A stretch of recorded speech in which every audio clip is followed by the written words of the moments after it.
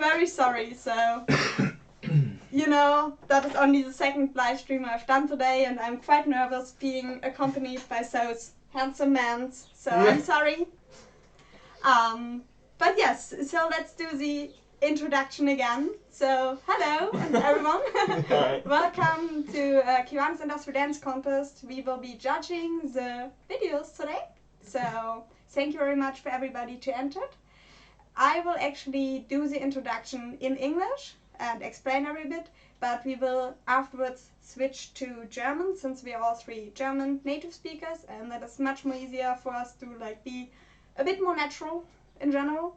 But I will add subtitles later on so that you can actually, who's not speaking like German, can actually know what we've said, and I will also sum up everything we've said like after each video, so pretty much that you know what I've said if you're not speaking English.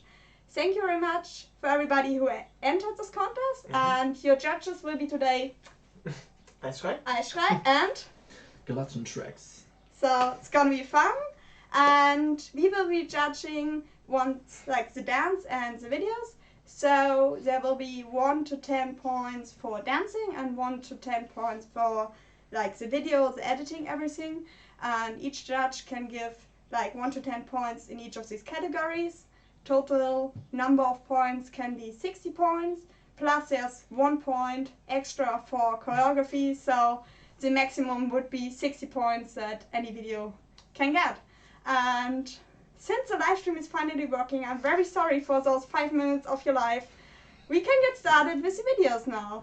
And I ordered the videos according to the upload date. So we will start with the first one that was entered and go along with that. Grab yourself a cup of tea. Don't worry if you need to go to the loo. This is gonna be a long stream, so be prepared. Ich glaube, wir können auf Deutsch umändern und ich glaube, es funktioniert alles. Oh Gott!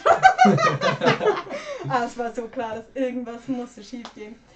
Gut, erstes Video. Sollen wir loslegen? Die sehen das. Guck, die können das hier toll sehen. Also, das ist das erste Video, was wir bekommen haben. Wir spielen es erstmal ab. Okay, ja. Okay. Soll ich da? Ich mache das für das kurz.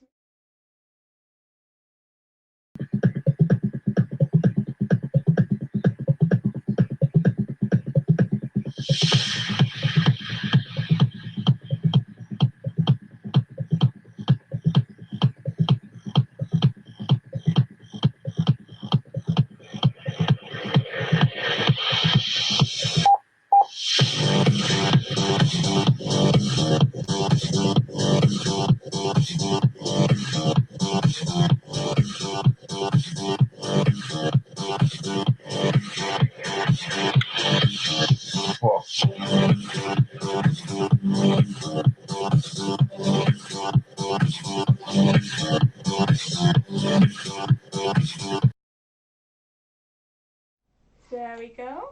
I hope you can hear us all fine again. Ach, wir sollen ja auf Deutsch weitermachen, nicht wahr? Ja, aber langsam. Aber langsam. Langsam. Okay, also das war jetzt das erste Video, was wir gesehen haben. Erstmal total lieb von dir, dass du das halt eben eingereicht hast. Das war für mich auch sehr schön zu sehen, dass es tatsächlich Leute gibt, die den Contest an sich annehmen, weil das für mich auch das erste Mal war. Es war halt eben leider ein bisschen so, und das hatte ich eigentlich auch 2-3 Mal gesagt, dass es nicht so schön ist, wenn halt eben die Kamera-Tonspur verwendet wird, sondern das ist halt sehr viel schöner für jemanden anzuschauen, wenn man halt wirklich den Song nochmal runtergelegt hat. Dann guckt man sich so ein Video halt viel, viel lieber an. Und es war halt leider eben auch im Zimmer gefilmt mit einer Laptop-Kamera, und auch wenn dein Tanzen an sich schon ziemlich gut war, wie ich fand, lenkt halt das Drumherum total ab. Also der Song ist halt, also der Sound ist halt nicht so schön, du bist da in deinem Zimmer, man sieht dich nur irgendwo bis hier, und ja, um das halt, finde ich, besser bewerten zu können, vor allen Dingen auch das Tanzen, müsste man halt auch die Bewegung einfach sehen. Wenn das so abgehackt ist, fällt mir das schwer. Ja. Also vom Video her, genau, ist viel Potenzial nach oben. Tanzen fand ich auch gut. Rhythmus ist da. Bewegungen wirkten sauber. Kann noch ein bisschen mehr ausgeführt werden, manche Bewegungen. Ein bisschen mehr Power. Also es ist mein persönlicher Geschmack. Ja. Ja gut, also ich kann mich den anderen beiden nur anschließen so. Das ist natürlich immer ein größerer Genuss, wenn die Audio neu drunter gelegt wird. Ich persönlich, also ich kenne das Lied, was da verwendet wurde und ich finde das Lied super. Kennst du das? Ich kenne das Lied, ja. Wie heißt Also das? ich weiß nicht, wie es heißt, aber ich habe das schon öfter gehört und ich finde, Das ist ein Video, oder? das geht ziemlich gut aufs Maul. Und ja genau, also wie die anderen beiden auch gesagt haben, so von dem Video wäre es auch schön, zumindest eine Kamera herzunehmen, die eine bisschen bessere Framerate hat, irgendwie im Aufnehmen, weil dann sieht man die Armbewegungen nicht nur so gefühlt so alle 15 Grad. Ja. Und dann kann man viel besser einschätzen, so wie flüssig ist das Ganze, wie beatgenau ist das Ganze. Im Ganzen, wie Kivana ja schon gesagt hat, finde ich das eigentlich auch schon ganz ordentlich. Ich finde, das Einzige, an was man immer arbeiten kann, ist einfach eine gewisse Haltung dabei. Dass man ein bisschen aufrecht steht und einfach einen sicheren Stand hat, ja. Genau. Und Moves variieren. Es schadet nie, mehr Moves zu können, mehr zu variieren und halt so wenig Wiederholungen drin zu haben, wie das für einen selbst möglich ist. Das sind die Tipps, die ich noch zu geben habe. Sehr gut. Sollen wir dann Punkte vergeben? Ja. Ja. Wer will anfangen? Gut, da die Jungs sich gerade nicht darum reißen, die Punkte als erstes zu vergeben, werde ich das jetzt tun. Wie gesagt, ne, nicht traurig sein. Wir wollen euch vor allen Dingen Tipps geben, wie ihr es das nächste Mal besser macht. Ich muss dieses Mal für das Video leider nur 2 Punkte vergeben, weil das für mich halt eben einfach Audio nicht etc. Das haben wir ja begründet. Und fürs Tanzen würde ich 5 Punkte vergeben.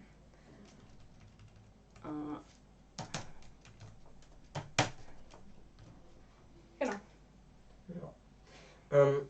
Videotechnisch würde ich jetzt 1 Punkt geben, weil es ist einfach aufgenommen, nichts weiter daran gearbeitet, also es steckt keine weitere Arbeit hinter. Daher einer. Tanz ist solide, ist meiner Meinung nach, ja, da geht noch mehr Abwechslung, wie Manny schon gesagt hat. Ich würde 4 Punkte geben. Ich gebe 4 Punkte. So, also ich kann mich da Alex gut anschließen. Ich sehe das genauso mit dem Video. Das ist halt, ist halt das Minimalste, was man so aufnehmen kann. Und wie es einem halt zur Verfügung steht, da gebe ich auch 1 Punkt. Und was das Tanzen angeht, muss ich leider meine beiden Kollegen unterbieten und da gebe ich 3 Punkte. Aber deswegen, ich habe auch alle anderen Teilnehmer im Kopf und habe da überall schon so ungefähr eine Punktzahl im Kopf und ich möchte das, soweit es mir möglich ist, im Verhältnis halten. So. Ja, wahrscheinlich, ich bin einfach wieder viel zu nett. Aber das ist vielleicht nochmal ein wichtiger Punkt, oder? Wir haben halt alle Videos schon gesehen. Richtig. Genau, also wir wissen schon ein bisschen, wo ist so die Messlatte und so. Genau, deswegen müssen wir das versuchen, so ein bisschen abzustufen. Russia rules. Yeah. Also will ich auch noch sagen, also von mir aus ist das jetzt nie so gemeint, irgendwen abzuwerten und zu sagen, du bist eine 3 oder du bist dieses. Das ist immer, für mich zumindest, ist im Kontext zu allen anderen gesehen. Ja. Und ein guter Punkt. Nochmal grundsätzlich einfach, ich finde es klasse, dass ihr euch bewegt, dass ihr tanzt und dass ihr das macht, worauf ihr Bock habt. Ja. Und so eine Bewertung ist immer subjektiv. Genau. Und ja, macht einfach euer Ding und das ist das Coolste überhaupt, finde ich. Genau. Okay. Ja. So, we are pretty much done with judging the first video. I think we have to maybe speed up a bit later on, I guess. Pretty much just we've already said in German. This video was just filmed, like there's been nothing done to it, not like doing an audio or anything, so not editing, and it's really not nice to watch a video where the sound is really bad, and also we couldn't really see the dancing because the camera quality was so low that we couldn't even really see like where the arms are. Like the dancing was really decently nice, but as we said, it's really hard to judge the dancing if we can't really see that. Yes, that's the point we've given. You can see them there. And now onwards to the next video. So, there goes the audio.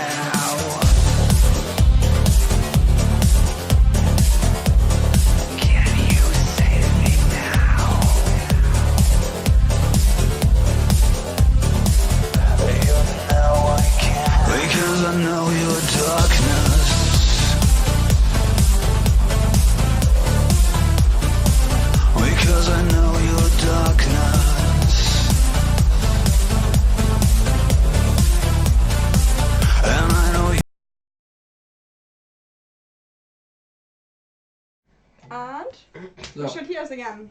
Yeah. So, that was the second video. Which? Darf ich? Ja. Genau, das ist mir nämlich auch aufgefallen. Das gilt auch für das letzte Video noch. Wie ich vorhin gesagt habe, so Variation gehört zu dem Ganzen dazu, finde ich. Unser Tänzer hier, der hat auch schon einige nette Moves drauf. Aber es fällt halt auf, dass er nach einer Zeit dann fehlen einfach die neuen. Und wenn man noch nicht die große Variation hat, finde ich, empfiehlt sich das, wenn man so ein Video macht, dass man sich danach selber durchguckt, was sind für einen selber die Highlights und das vielleicht auf eine Minute beschränkt und nicht 3 Minuten macht. Weil man kann ja selbst erkennen, wenn man sich wiederholt oder wo man Variation bringt. Und dass man halt vielleicht die Teile nur hernimmt, in denen variiert wird, ansonsten wird das einfach nach einer Zeit etwas einträglich langwierig anzuschauen. Ansonsten, der Song ist natürlich super, wir haben gesehen, wir feiern diesen Song alle total. Und ja, also von den Moves her finde ich, kann man eigentlich nicht viel sagen, außer ich bin mir nicht ganz sicher, ob entweder die Tonspur so ganz leicht daneben ist oder ob der Tänzer die Moves so etwas offbeat macht, je nachdem, entweder nur Tonspur besser drauflegen oder halt nochmal darauf achten, die Moves genau sauber auf die Beats auszuführen. Ansonsten, ja. Wahrscheinlich die Edits, dass es editiert wurde. Entschuldigung, wenn ich hier gerade abgelenkt bin. Ich Ja. wollte den Stream noch teilen auf Facebook, dass die Leute das Habe ich schon Leute gemacht, das sehen. war ich schon Sehr cool. fleißig. Ja. Und, Genau. Ja. Eigentlich nur das Outfit noch. Ich weiß nicht, ich persönlich bin halt einfach kein Fan von blauen Jeans. Ich finde blaue Jeans sind so die normalste Kleidung, die man irgendwie tragen kann. Jetzt eine schwarze Jeans dazu hätte mir schon gereicht, so dass es halt zumindest so nicht so aussieht, als ob man jetzt gerade von der Arbeit kommt. Aber ansonsten, ich finde die Location, die ist gut, ich finde die Kameraqualität und auch die Framerate, also man sieht, wie er sich bewegt. Also von einem Video finde ich das ist so den Standard, wo ich finde, den könnte man sich wünschen allgemein so. Also ich finde das gut, ja. Da schließe ich gleich mal an. Standard würde ich sagen jetzt noch nicht, weil das Video wackelt. Echt? Das ist mir gar nicht aufgefallen. Ja, am Anfang und zwischendurch. Ja. Also, auch hier videotechnisch ist halt noch viel Potenzial nach oben. Ich wiederhole mich. Ja. Und tänzerisch finde ich's gut. Passt vor allem, also ich finde, der Rhythmus passt ganz gut so zum Song. Also ich habe das Gefühl, er kann sich so in den Song hineingehen. Ja. Und das finde ich ganz cool, wenn man halt irgendwie nicht einfach nur einen Song nimmt, so und man sich nicht so richtig damit identifiziert, sondern wenn man das Gefühl hat, ja, der kann den Song auch ein bisschen ausdrücken. Und das ist hier der Fall. Klar, auch hier gibt es wieder mehr Moves, die man machen könnte. Aber jeder von uns kann irgendwie immer mehr Moves haben. Also, Ja. ich bin auch nicht zufrieden mit meiner Move-Auswahl. Dito, ja. Genau. Ja, ansonsten, die Maske finde ich cool. Ja. Insgesamt das Outfit passt halt nicht so richtig zusammen, für mich persönlich. Also, Ja. wie du schon sagst, blaue Jeans, rotes Shirt. Wie passt da jetzt die Maske dazu? Ja, Ja. gut. Genau. Gut, und ich habe mich da auch falsch ausgedrückt. Standard war da das falsche Wort. Also ich meinte mehr, dass es so das Mindeste ist. Dass man zumindest deutlich erkennen kann, was passiert. Stimmt, ein Standard wünscht man sich natürlich immer einen besseren. So. Genau, also ich habe eigentlich nicht viel dazu zu sagen. Ich fand die Maske auch cool. Wahrscheinlich, ich weiß ja nicht, wie lange du da schon tanzt. Wahrscheinlich noch nicht so lange. Meistens maskiert man sich ja auch am Anfang, um so ein bisschen seine eigene Unsicherheit mit seinem weil's Gesicht cool im ist. Internet. Nein! Wenn's cool ist, Ich- okay. Ich hab das gemacht, weil ich mir unsicher war mit Internet und so.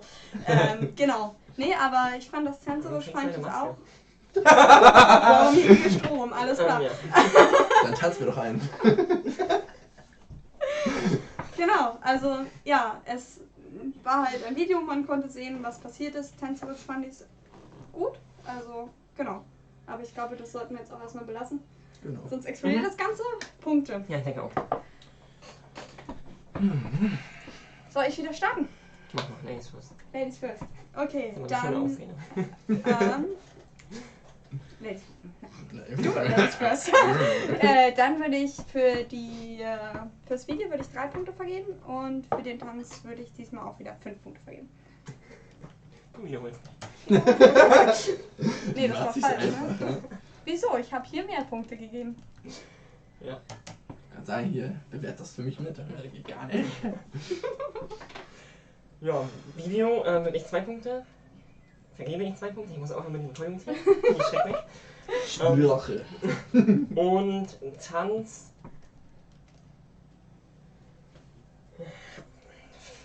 Ja, okay, 4.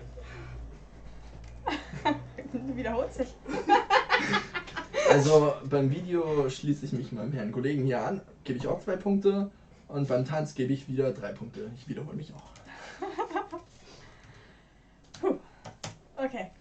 2. Nächstes. Wissen die eigentlich, wie viele Videos? Jetzt sieht man doch da 21. Achso. Sind die alle schon sichtbar auf dem Bild?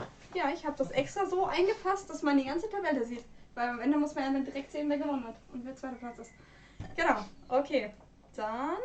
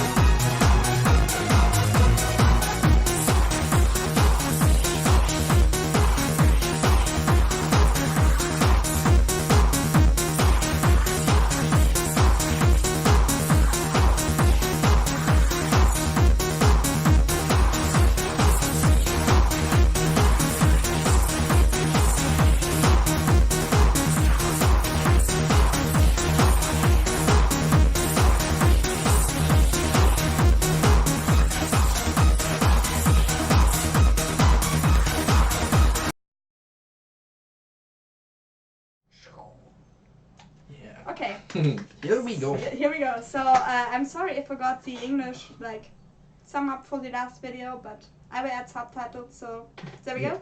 And also like we will not be able to watch every video from like first to last second because that is already a really long stream. Yes, but I think you should start now. And I think you're from Poland, aren't you? So hi to Poland. Hi. Thank you for your entry. Who wants to start? Okay. Finde ich sehr cool. Also, tänzerisch finde ich beide echt gut. Schön Power. Gute Moves.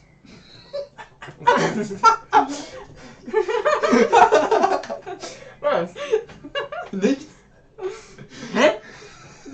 Okay. Fast schon. Und hier finde ich es auch schön, gute Videobearbeitung, Szenenwechsel, schöne Atmosphäre. Obwohl es dunkel ist, sind die Tänzer gut ausgeleuchtet, man erkennt was, das finde ich auch gut.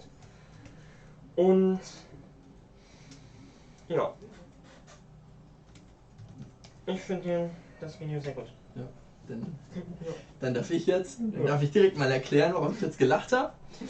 Weil, wie hieß der andere nochmal? Der eine hieß ja Dyson und der andere hieß wie nochmal? Weiß ich nicht. Ich hab's gar nicht vergessen. Kannst du es nochmal kurz zeigen? Weil Dyson war an meinem Anfang-Video. Ja, genau. Hi Dyson. I remember you. Hier. Biorphion. Ja. Dass du das aussprechen kannst. Orphion. Okay. PH. Alles klar. Genau. Also, da ist mir aufgefallen, ich habe den angeguckt und also muss ich direkt dazu sagen, ich bin ein riesiger Fan von dem da. Ja, ich war da, früher jedes Mal, wenn ich ihn gesehen habe, bin ich erstmal auf die Knie gegangen. So, also verbal, weil ich einfach immer schon gefeiert habe, wie er getanzt hat. Weil ich hab den Wie Tanz. wär's, wenn du jetzt zu denen Ja, ich muss es ja erklären, warum ich jetzt gerade bei ihm gelacht habe. Und dann habe ich den Tanzstil von dem netten Herrn hier gesehen und ich musste sofort an ein paar ältere Videos von ihm denken. Deswegen musste ich jetzt lachen, als er meinte, nice moves. So, weil ich mir dachte, ja, Eigenlob, ne? Genau, aber da kann ich nur, also ich habe es ja gerade erklärt, ich finde ihn super und wenn jemand so tanzen kann wie er und ich würde jetzt nie sagen, Abklatsch oder irgendwas, ich finde, das ist auch, ne, jeder entwickelt sich ja selber, jeder hat seine Vorbilder, ich finde den Tanz hier super und wenn ich sage, das erinnert mich an ihn, dann ist das eigentlich nur ein Kompliment. Genau, und von Dyson, ich finde, der hat ganz viele tolle Armkombinationen, die sehr schwungvoll sind. An denen hätte ich eigentlich nur den Wunsch, dass, also man kann sie beide gut sehen, man kann auch eigentlich sehen, was getanzt wird, aber da ist dann so eine dunkle Jacke an, in manchen Aufnahmen ist halt ein dunkler Hintergrund. Da merke ich, wie die Kamera sich schwer tut, diese schnellen Bewegungen noch einzufangen. So. Da fände ich es halt besser, wenn er was Helleres getragen hätte, wie sein Kollege. Ansonsten schließe ich mich absolut Alex an, das sind nice Moves. Und die Schnitte, die Bearbeitung, ich finde das alles so. Ja, also die Schnitte, ne? Nein, und die Übergänge und so weiter, ich finde, das ist super und eben trotz Nacht ist es super aufgenommen. Ja. Ich finde es gut, ja. Ja, ich glaube, viel habe ich nicht dazu zu sagen. Ich kann mir die Namen leider nicht merken, ich bin ganz schlecht mit Namen und Gesichtern und so. Genau, aber in den Menschen in der schwarzen Kleidung in dem Video, ich fand die Beinarbeit super toll. Also du hast halt, viele Tänzer machen halt leider nicht so viel mit den Beinen und bei dir hat man echt gesehen, dass du dir da wirklich nicht Mühe, sondern du hast halt drauf gehabt, wirklich mit deinen Beinen auch zu arbeiten und da auch gut zu tanzen. Und das Einzige, was ich halt an der Videoqualität ein bisschen schade finde, ist, ja, es ist bei Nacht aufgenommen und es ist eigentlich egal, was für eine krasse Kamera man hat. Nachtaufnahmen sind halt immer qualitativ nicht so gut wie Tagaufnahmen. Und da sieht man halt manche Bewegungen nicht so schön. Genau. Das war kann aber auch ein Effekt sein. Ja. Er hat das Gegenteil bewiesen. sein The Protagonist-Video, das ist super hingekriegt. Das sieht man die ganze Zeit gut. Du kannst einen eigenen Livestream über Trace Him machen, okay? Den nenne ich das Eisschrei-Blowjob. Aber die Songauswahl ist auch cool, weil das erinnert mich an ein anderes Video, was auch sehr geil ist. Mach einen eigenen Livestream. Mein Video. Das war cool. Natürlich, auch, aber ich habe an ein anderes gedacht. Nein. Okay, Punkte. Ja. Muss ich anfangen? Ich kann anfangen.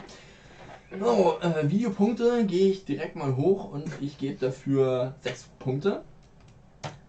Und für Tanz würde ich eigentlich direkt 9 Punkte geben. Ja. Wow. Holla die Waldfee. Kennst du die? Die Holle, naja, schon ausgeführt. Ich mache es genauso wie du. Ich würde auch sagen, Video 6 und Tanz 9, ja. Okay. 160. Zweimal. Ja, schwierig. Ich würde, glaube ich, ja, für Video auch 6 und für Tanz würde ich 8 Punkte geben, weil ich mir gewünscht hätte, man hätte das besser gesehen noch.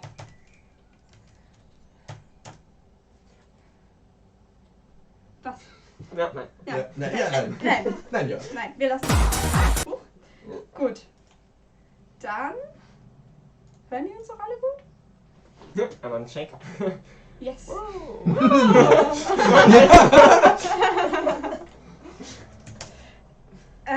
Gut.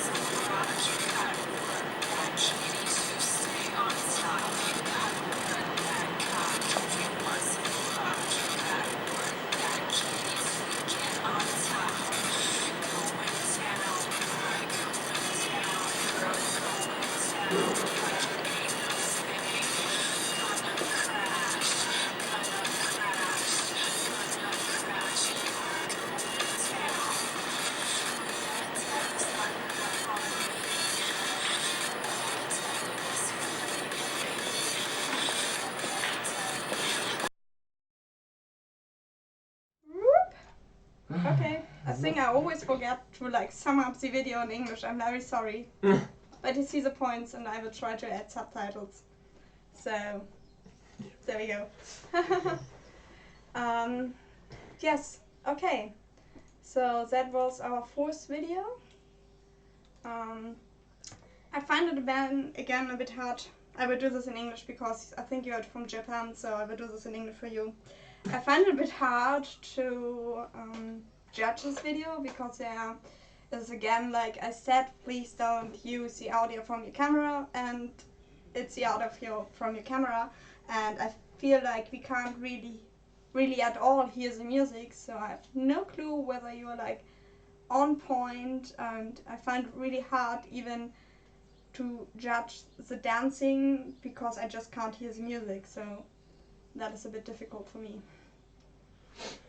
Ja. But nice, no, kannst du auf Deutsch. Nice outfit, really nice outfit. You're absolutely stunning. I love that. Also ich hätte direkt was. So. Ich habe mir nämlich die Mühe gemacht, genau wie sie gesagt hat, weil man es so schlecht hört, habe ich es mir auf meiner Anlage voll aufgedreht angehört, dass ich zumindest höre, wie die Musik ist. Und also erst ein riesiges Plus. Ich finde ein paar von ihren Moves, zum Beispiel wo sie sich umdreht und so, das ist eigentlich sehr unique. Das habe ich so noch nicht gesehen. Und das ist eigentlich, wenn man das ein bisschen kraftvoller bringt, dann ist das, finde ich, extrem gut. Also extreme Innovation, finde ich super. Und genau, einfach die Audio drüber legen und ich finde im Allgemeinen ein bisschen mehr Kraft hinter die Moves. Ansonsten, ja, und vom Video her wäre halt nett ein bisschen mehr Kamerafahrten oder Schnitte oder irgendwas in der Art. Aber ansonsten... Du hast zumindest alles gesehen. Genau, und da ist Variation drin, finde ich schon gut. Ja. Okay. Genau, also was mir auch aufgefallen ist beim Tanzen, sie lässt da ein bisschen noch was mit anderes einfließen, so ein bisschen Körperbewegung, so ein bisschen smooth. Das finde ich ganz cool, dass man halt andere Tanzstile immer so mit kombiniert. Was mir bei ihr einfach fehlt, ist eine Grundbewegung. Du versuchst schon Bewegungen zu machen, aber ich sehe da einfach keinen Grundrhythmus. Und für mich persönlich ist ein Grundrhythmus das A und O beim Industrial Tanzen. Aus dem heraus arbeite ich. Und wenn der nicht da ist, ja, fehlt mir eindeutig was. Also da würde ich empfehlen, dran zu arbeiten.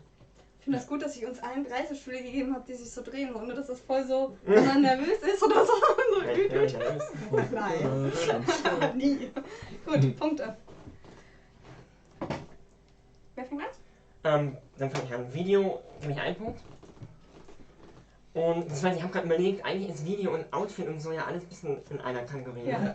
Ja. Dann gebe ich ihr nämlich 2 Punkte. Und Tanzen 2 Punkte. The feminists of the world will be outraged. Nur wegen dem Outfit. Ach Quatsch.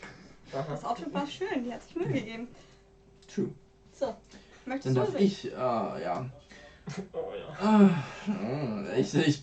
Ich glaube, ich gebe für das Video 1 Punkt, weil einfach Outfit hin oder her, das war nicht mal schlechte Audioqualität, die war einfach fast nicht vorhanden. Hätte ich mir nicht extra die Mühe gemacht, hätte ich gar nichts gehört und dann hätte ich es nicht mehr bewerten können. Und fürs Tanzen gebe ich, für die Innovation gebe ich nicht 3, sondern 4 Punkte. Okay. Ja. Ich glaube, ich würde mich fast Alex anschließen. Ich werde ihr fürs Video 3 geben. Ich fand das Outfit super cool. Und fürs Tanzen würde ich 2 geben. Okay. Gut. Dann können wir uns das nächste Video angucken.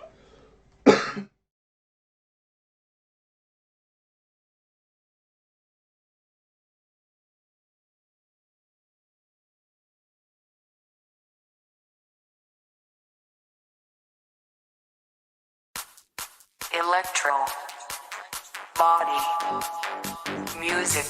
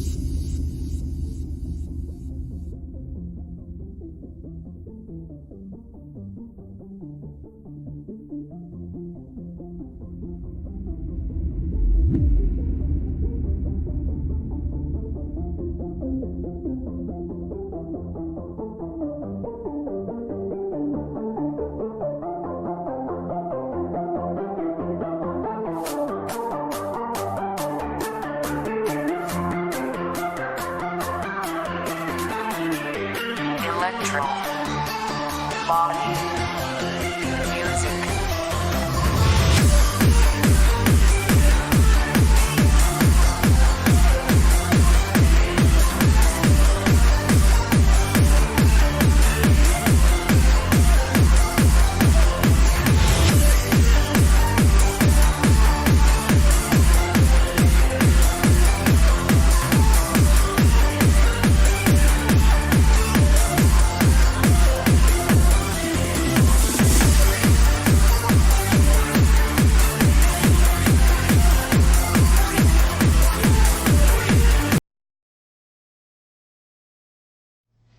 Here we go. Hallo. I hope you hear us again. Ja. So, next video. Who wants to start? Ich. Okay. Also, ich bin sehr amüsiert über die Wahl der Locations. Also, ich finde es gut, dass es nicht so Szene-typisch irgendwie in Ruinen oder so, sondern es ist halt einfach mitten in öffentlichen Plätzen. Ja, das ist cool. So, ich bin mal so frei und interpretiere da ein bisschen Rebellion rein. Das kriegt bei mir immer ein Lächeln. Die kurze Szene, wo er so selfie-mäßig sich filmt, da gibt es einen Plus für den Axel-Shot, okay? Muss ich aber gleich wieder einen Punkt abziehen, weil mir kein Knutscher zugeworfen hat. So, leider hat die Szene für mich ruiniert. Nein, aber ganz im Ernst, ich finde, das Tanzen ist on point, das gefällt mir. So, natürlich ein bisschen mehr Variation, vielleicht ein bisschen mehr Beinarbeit so. Und was ich auch immer eigentlich recht wichtig finde, so, ich finde, da kann er jetzt schon drauf achten, weil er schon weit genug ist, so, dass er auch guckt, wo er mit dem Kopf hingeht. Dass er nicht nur mit dem Kopf immer nur rechts und links unten guckt, sondern auch seine Kopf- und Gesichtsbewegungen so ein bisschen mehr seinen Moves anpasst, als nur hin und her zu schauen. Und eigentlich nur noch dass er, ich weiß gar nicht, wie man das nennt mit dem Stab, ich finde, das kommt eigentlich cool. Es wäre aber cooler gekommen, wenn man das in Passagen mit reingeschnitten hätte, wo kein Beat ist. Weil das ist ja im Endeffekt ein Dance-Contest und da wäre Industrial Dance Contest, dann war mehr Industrial Dance im Fokus. Aber ich finde die Idee an sich nett. So. Dann nächster. Ich kann da gar nicht mehr so viel zu ergänzen. Ich finde es auch cool.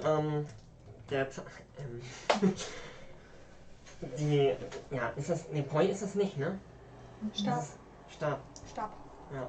Poi sind die Bälle, oder? Genau, ja. Wie Aber ich dieser wüsste auch nicht, wie der Einschneidenfälle. Tanz heißt. Aber ich Wellenspiel. fand das eine sehr coole Idee.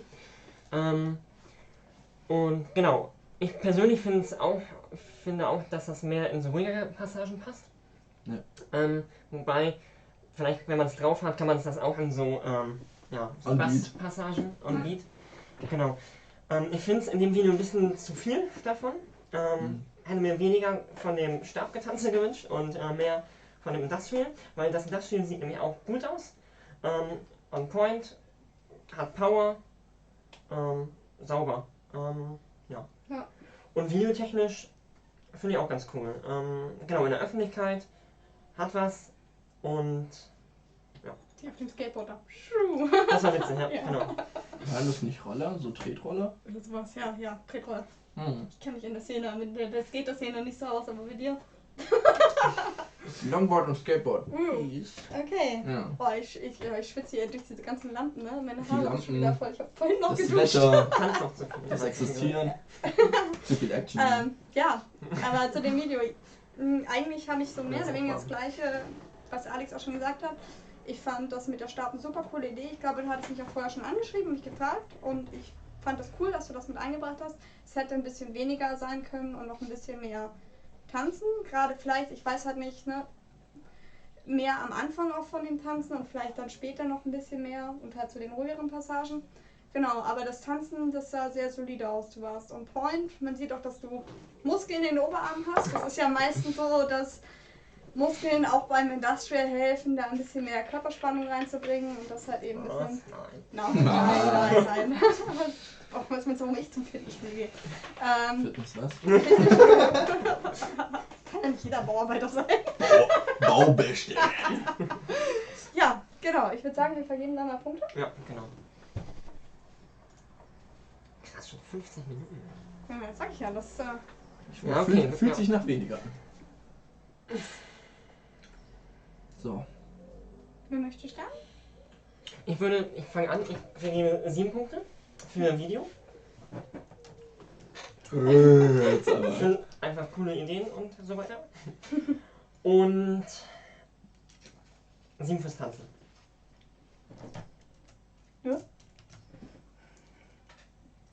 Ja. Also ich habe davon gesagt, so dieser Rebellionstick, dieses in der Öffentlichkeit an eigentlich unpassenden Plätzen zu tanzen. An sich, ich find das Video jetzt gar nicht so heftig. Also ich hätte jetzt eigentlich 5 Punkte gegeben, aber allein dass das jetzt so provokant gemacht ist, hau ich noch einen Punkt drauf, mache ich 6 Punkte. Ja, ich finde es einfach lustig, ich amüsiere mich über sowas. Ja. Und Graswiese. fürs Tanzen würde ich 6 Punkte auch geben. 66, fehlt noch eine. Ja, ich glaube, ich kann mich da anschließen. Also, das Video war definitiv solide. War gut gemacht. Finde ich auch, es erfordert auch immer Mut, sich in die Öffentlichkeit zu stellen, wenn Leute gucken und Oh da ja. wirklich zu tanzen. Also, Ich erinnere mich an mein erstes Video. ich bin da auch 1000 Tode gestorben. Also, Ja. genau. Ja, und dann würde ich sagen, Go on. go on, nächstes Video. Let's do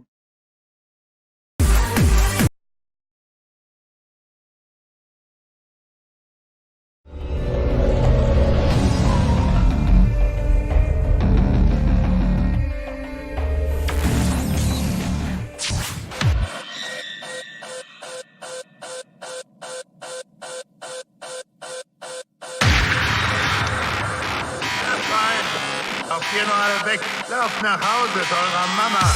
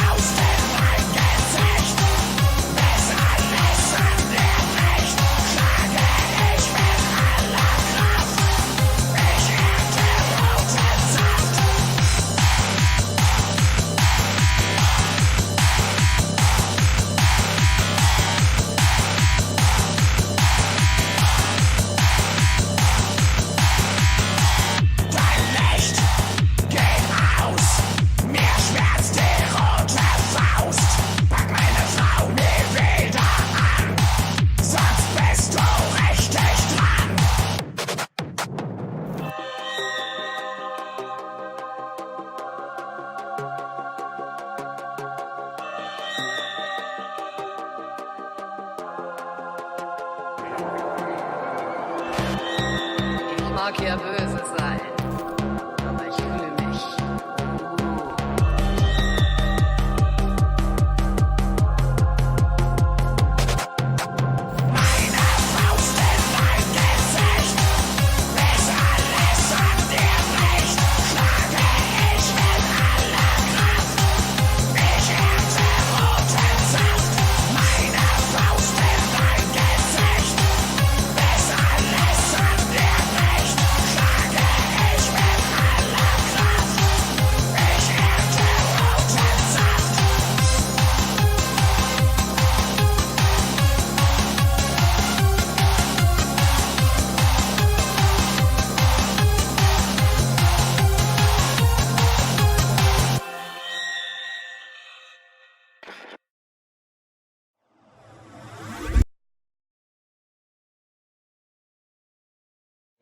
Für mich persönlich. Okay.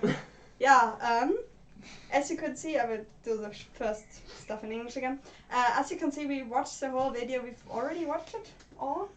And I've just been amazed by the choreography. It's like, this is what I've always been waiting for. People be doing in industrial dance videos, like doing choreographies. And they have choreographies that is already difficult enough for one dancer to learn like some of those turns, and you do that on point with two people as a choreography. So yes, my heart. Ja. Darf ich? Du, Ja. bin ich Okay, mach mal. Ja gut, also als erstes muss ich einfach alle Daumen, alle drei hochhalten. Ich finde das super, dass die Frauen Hast du einen einen Hut? aggressiveren Tanzstil haben als die beiden Kerle. Ich finde das so genial, das würde ich mir bei uns in Deutschland auch mehr wünschen. Aber ich habe schon viele Tänzer so aus Russland und so weiter, also sag ich mal den slawischen Gegenden gesehen, und da sind die Frauen öfter mal aggressiver, als es bei uns so der Fall ist. Also ich meine im Tanzen. Ja, und das finde ich so super, das finde ich total wichtig. Davon würde ich mir auch bei uns gerne mehr wünschen. Genau. Choreo, sich ganz genauso wie sie es gesagt hat, es ist einfach, teilweise sind die Choreos an manchen Punkten richtig, richtig schwer zu landen. Und was von den, ich glaube, da waren 4 oder 5 Punkte, wo es echt schwer war. Und von den, ich glaube 4, und von den 4 Punkten sind 2 perfekt gelandet und die anderen 2 waren so gerade so nicht. Da war eine kleine Verzögerung, aber immer noch krasser, als es, glaube ich, die meisten so hinkriegen würden. Das ist echt, also da weiß ich sicher, den Extrapunkt kriegen sie. Und ansonsten, ich bin von dem Tanzstil, von dem Gesamteindruck, ich bin sehr überzeugt. Das Einzige, was ich jetzt nicht so toll finde, sind die Outfits, aber das ist mein persönlicher Geschmack einfach. Sieht mir ein bisschen zu sehr nach Pyjama aus. Aber die beiden finden es klasse. Also. Ja. Und ja, der Doppelkick. Endlich jemand, der den gut hinkriegt. Finde ich super. Den Scheinkommentar hast du losgelassen. Will ich ja nicht sagen. Ich will nicht die ganze Zeit nur meine eigenen Nippel rein, wie geil ich bin. Da geht die Monetarisierung dann weg. I will try it in English as well. Yeah. Very big respect to you guys in Russia. I'm so fascinating from you. The dance is awesome. The choreo. Was ist so heiß da drin? Ja. Kann ich das Fenster aufmachen? The video editing. The ideas you have with the outfit and ja. Was auf Deutsch? Mir fehlen die Worte. Also ich finde es einfach nur echt cool gemacht. Oh, okay. Die macht für uns das Fenster auf. Wir sterben hier gerade Hitzetode. Ihr könnt das ja nicht sehen, aber ich habe für uns so 4 fette Lampen so aufgestellt, dass wir gut ausgeleuchtet sind. Und man nicht unsere, keine Ahnung, Pickel, Falten, grauen Haare, grünen Haare. Slischkeiten halt. Sieht? Egal. Punkte. So. Gut. Ja. Das ist richtig schwierig, weil eigentlich würde ich ein bisschen überall 10 geben. Also, wie machen wir das jetzt eigentlich bei der Choreografie? Da ist jetzt eine vorhanden. Müssen wir alle 3 zustimmen, dass es einen Extrapunkt gibt, oder müssen nur 2 zustimmen? So? Das war eine Choreografie, es gibt einen Extrapunkt. Ja, das war. Würden wir auch eine geben, wenn die Choreografie schlecht war? Ja. Ja. Choreografie ist Choreografie. Also ich weiß, es ist keine schlechte dabei, aber theoretisch wäre das nicht fair. Ja. Ich schließe mich da an. 10 von 10 Punkten für beides.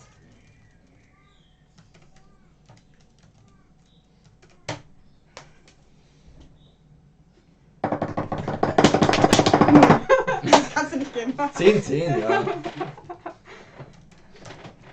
Ein? Das ist auch gemeint. Okay. Bams. Nein, das wird jetzt schwierig, das noch zu überbieten, nicht?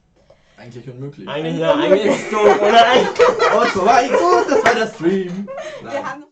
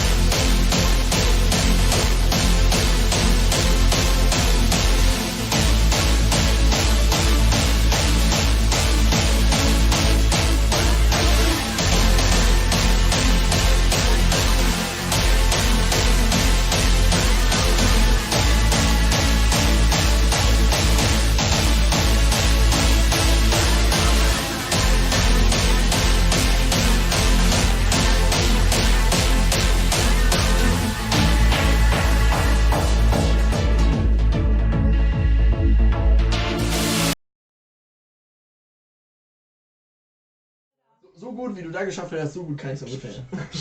Wir sind wieder da. Jo. Okay, I will start. So the video editing was wow. Like I don't know how many hours we are sitting there just like cutting out the background and fitting like the galaxy and planets and everything. I've done that like for 1 or 2 videos and that is work. That's jaw dropping. Yeah. Like that is really awesome. But I personally find a bit sad is like you are black, the background is black, and especially when you do movements like me now, I'm black, the background is black, you can't really see where my arms go. This is black. Like what's happening. So the video would have been better, or like seeing the dancing if you would have worn like a white outfit or something. That is kind of the only thing. I know you're a really good dancer and you can shuffle, which I can't, so Yeah. So That this is is like amazing. criticism on a very high level. very high level. So Yeah. pretty much very, very high. Okay. Hui, hui. Ja. Ich kann mich dem nur anschließen.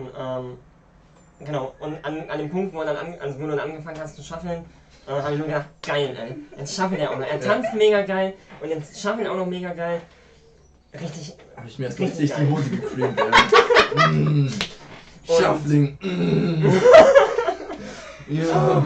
Würde ich direkt 15 Punkte vergeben. Und Wenn ich dürfte, darf ich nicht. Das ist unfair. Es ist ein Industrial Dance Contest, okay? Das hätte ich Nein, dir das vorhin nicht. für Es seinen, gibt einfach für nur seinen Stab Smash. hätte ich Ich bin auch noch mehr nicht Punkte fertig. gegeben. Was? Okay, ja, dann. ich bin fertig. Okay. Ja, du darfst.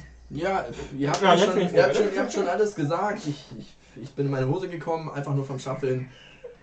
Alles wurde gemacht. Und wie gesagt, meine Bewertung ist jetzt auch nicht, dass ich jetzt weder das Video noch das Tanzen schlechter fand als die davor, sondern nur dieser Kritikpunkt ist jetzt der Grund, warum ich das jetzt anders bewerten werde als die Leute davor. Das ist nicht weiß war. Ja, Ja, gut. Also ich voll rassistisch, ey. gebe 10 von 10 Punkten für Tanzen und Video. Ich finde super. Ja? Okay. Ja, bei mir sind es beim Video nur, ich würde am liebsten 9,5 Punkte geben. Ja, 9 Punkte. Wie gesagt, weil man ihn nicht so gut sieht und 10 fürs Tanzen. Same. Same. Okay, gut. Dann, Oh, Russia, you are like You're awesome. amazing. Ja. You're very inspiring. Inspiring. Ja. I think Germany kind of like screwed over, lost Ja. its way on industrial dance. We have to bring it back. We have to bring it back. Wenn ich mich vom Namen her nicht ganz täusche, ist die nächste, die jetzt kommt, eine gute Freundin von mir. Ja, ich sag's ja dazu, das wäre unfair, wenn ich so tue, als würde ich ihn nicht kennen. Ja. Sollen die Leute ja wissen. Okay, los geht's. Weg da.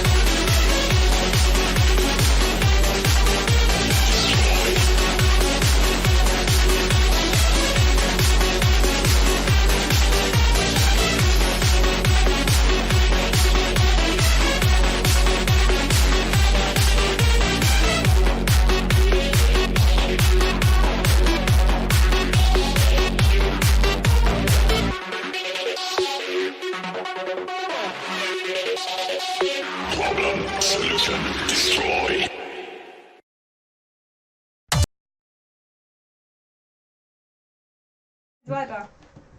Nice. Schnee, Baby! Du bist Deutsche, also brauchen wir gar nicht erst auf Englisch anfangen. Ja. She's German, so we're gonna German around. Das macht's einfach. Macht's einfach. Ja, okay. Ich werde als letzter. Du willst als letzter. Okay, ja, dann fange ich an. Ich finde es tänzerisch echt super.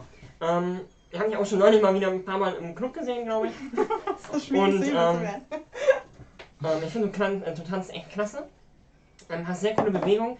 Bei kurz vor 3 Minuten, da hast du auch so eine Kombo, finde ich super geil. Also so diese Move-Folge. Ja. So, echt cool. Ja, ansonsten Video-Editing. Ja, ist schade, dass es so mit Hand gefilmt ist, dass es Steadicam wäre besser wackelt. gewesen. Ja, genau, das ist echt schade. Ansonsten die Kulisse ist cool, so die Szenerie, die Ideen auch am Anfang mit dem Fenster und dann mit dem Gitter zwischendrin. Das ist echt cool. Also ich muss auch ganz ehrlich sagen, da waren Moves drin, wo ich gleich am Anfang gesagt habe, da muss ich mal genauer hingucken.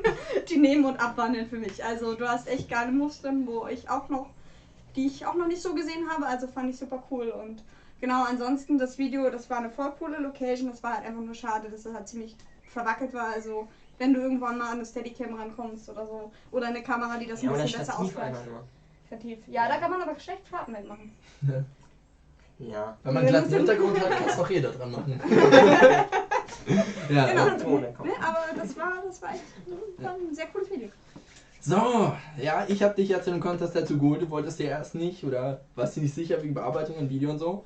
Wegen dem verwackelten, ne, ist halt so, ich hab's ja mitbekommen, so, ne, wie dein Filmpartner gewisse Szenen so verwackelt hat, dass du einen Tag später nochmal dahin fahren musstest, um es neu zu filmen.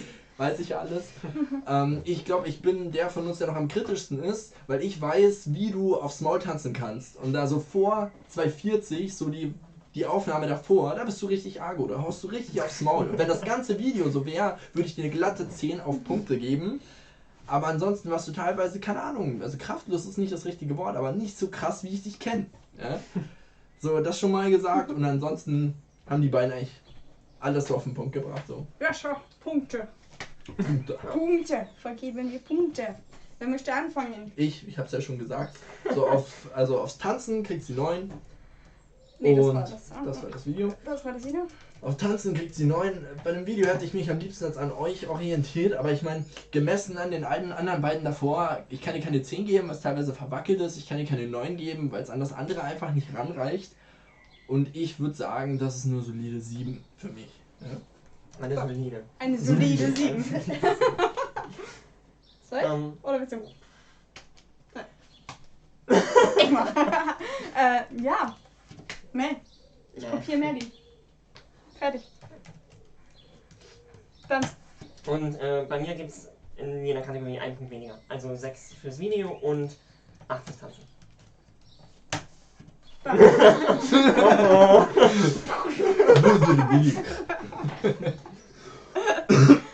Gut.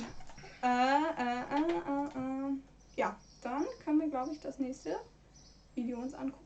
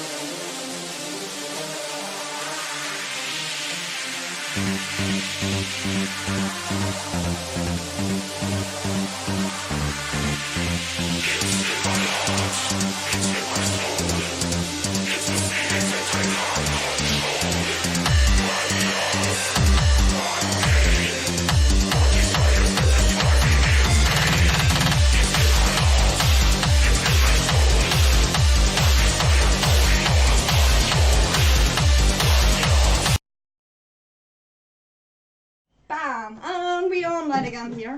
I don't know where you're from, so we'll start in English. So, wow, you had definitely had somebody really talented with the camera, because I think you had a steady cam and you had a fish eye, so like the video was really high quality. I don't know how long you've been like dancing for or like doing videos. I feel like sometimes you can feel a bit like you're unsure, like especially with those like gestures with like heart and soul and such, and in my mind that could have been more like okay, Yeah, like like- more Yeah, like more over the top. more over Yeah. the top. Like I'm also wearing makeup at the moment that I would never wear for a normal occasion because it would look stupid, but on camera it's like bam, you need to be over the top. So Yeah. that is kind of, and for dancing, I don't know how long you've been dancing for. I feel there's a bit of like more variation would be nice. Like I feel you have kind of you mastered the basic industrial moves really well, but now would be the time to actually either invent your own moves or like look for more complex moves and put them into your dancing. But it was a really nice video. Yes. Auf Deutsch? Weiß ich nicht. Ich kann auf Englisch kann ich manchmal meine Gedanken besser ausdrücken. Ja. Ich habe so mit einzelnen Wörtern schlicht, was heißt das nochmal auf Deutsch? So. Nur. Ja. Ich mach das ja immer nur auf Englisch. Ja, gut. Ja gut, ich kann mich da relativ kurz halten. Ich glaube, ich habe Ja, nicht zu viel Mate getrunken. Ich bin nur so voll so, Ja, ich kann mich da ihr nur anschließen. Ich bin eigentlich derselben Meinung von allem, was sie gesagt hat. Ich persönlich feiere jetzt das Outfit nicht so sehr, aber das ist absolut noch, also es hilft immer noch dabei, dass man einfach den Tanzenden besser sieht, weil es von einem hellen Hintergrund was Dunkles ist. Und ja, also ansonsten bin ich absolut ihrer Meinung. Ein bisschen mehr Variation, sich ein bisschen mehr trauen, sowohl beim Gestikulieren, diese Szene nachspielen, als auch beim Tanzen an sich. Da fehlt auch ein bisschen so der Bums dahinter. Aber ansonsten, ja. Genau, schließe mich mal an. Bums. And one last point. Thank you very much for choosing Synthetech. I know that Martin wanted to look a bit of the stream. Maybe he sees us. Hi Martin. But if not, he's gonna watch it afterwards. So Martin was really, or is really pleased that people choose his music to dance to, and I love his music. So Awesome sound. awesome, nice I video, enjoy it. music, great points. Okay, ach hier, schwierig. Oh Gott, ach ja, das ist ja auch noch. Ja, Punkte. Ja. Mach du doch diesmal zuerst. Ich kann gerne zuerst machen. Also. Oh. Ich glaube, fürs Video gebe ich ihr 8 Punkte und fürs Tanzen gebe ich ihr 7.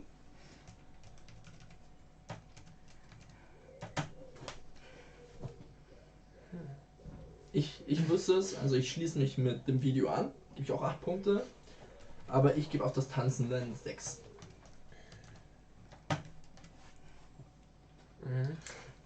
Ich gebe Video 7 Punkte und Tanzen auch 6.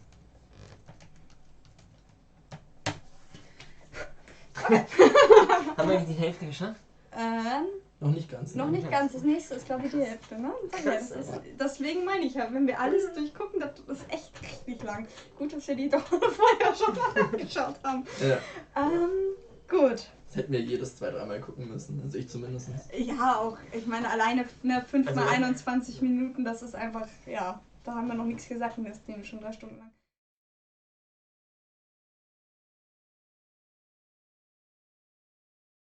The unknown.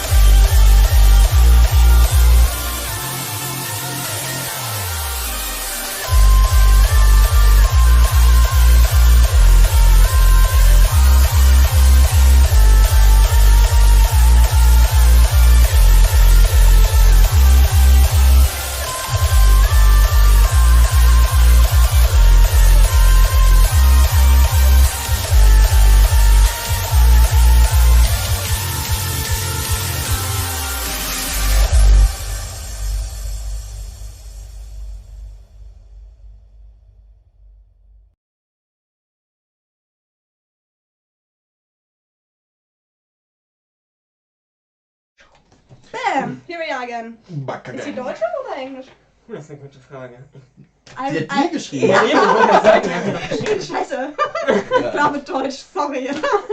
Ich bin so mit Namen und so, das ist bei mir alles so in Englisch und Deutsch kann ich sowieso nicht unterscheiden. Ja. Kommt alles so. Ja, ne? Also ich wusste ja nicht, ob du wusstest, dass er mit Julie ist, als du es eingereicht hast, aber wow, nettes Auto. Geil. Auto ist cool. Auto Auto ist ist dann cool. cool, dass es so in Szene gesetzt Also er wird es nicht sagen, aber er hat gerade seine Pants gecreamt. Nein. Egal. So gut war es dann auch wieder nicht, oder wie? Naja.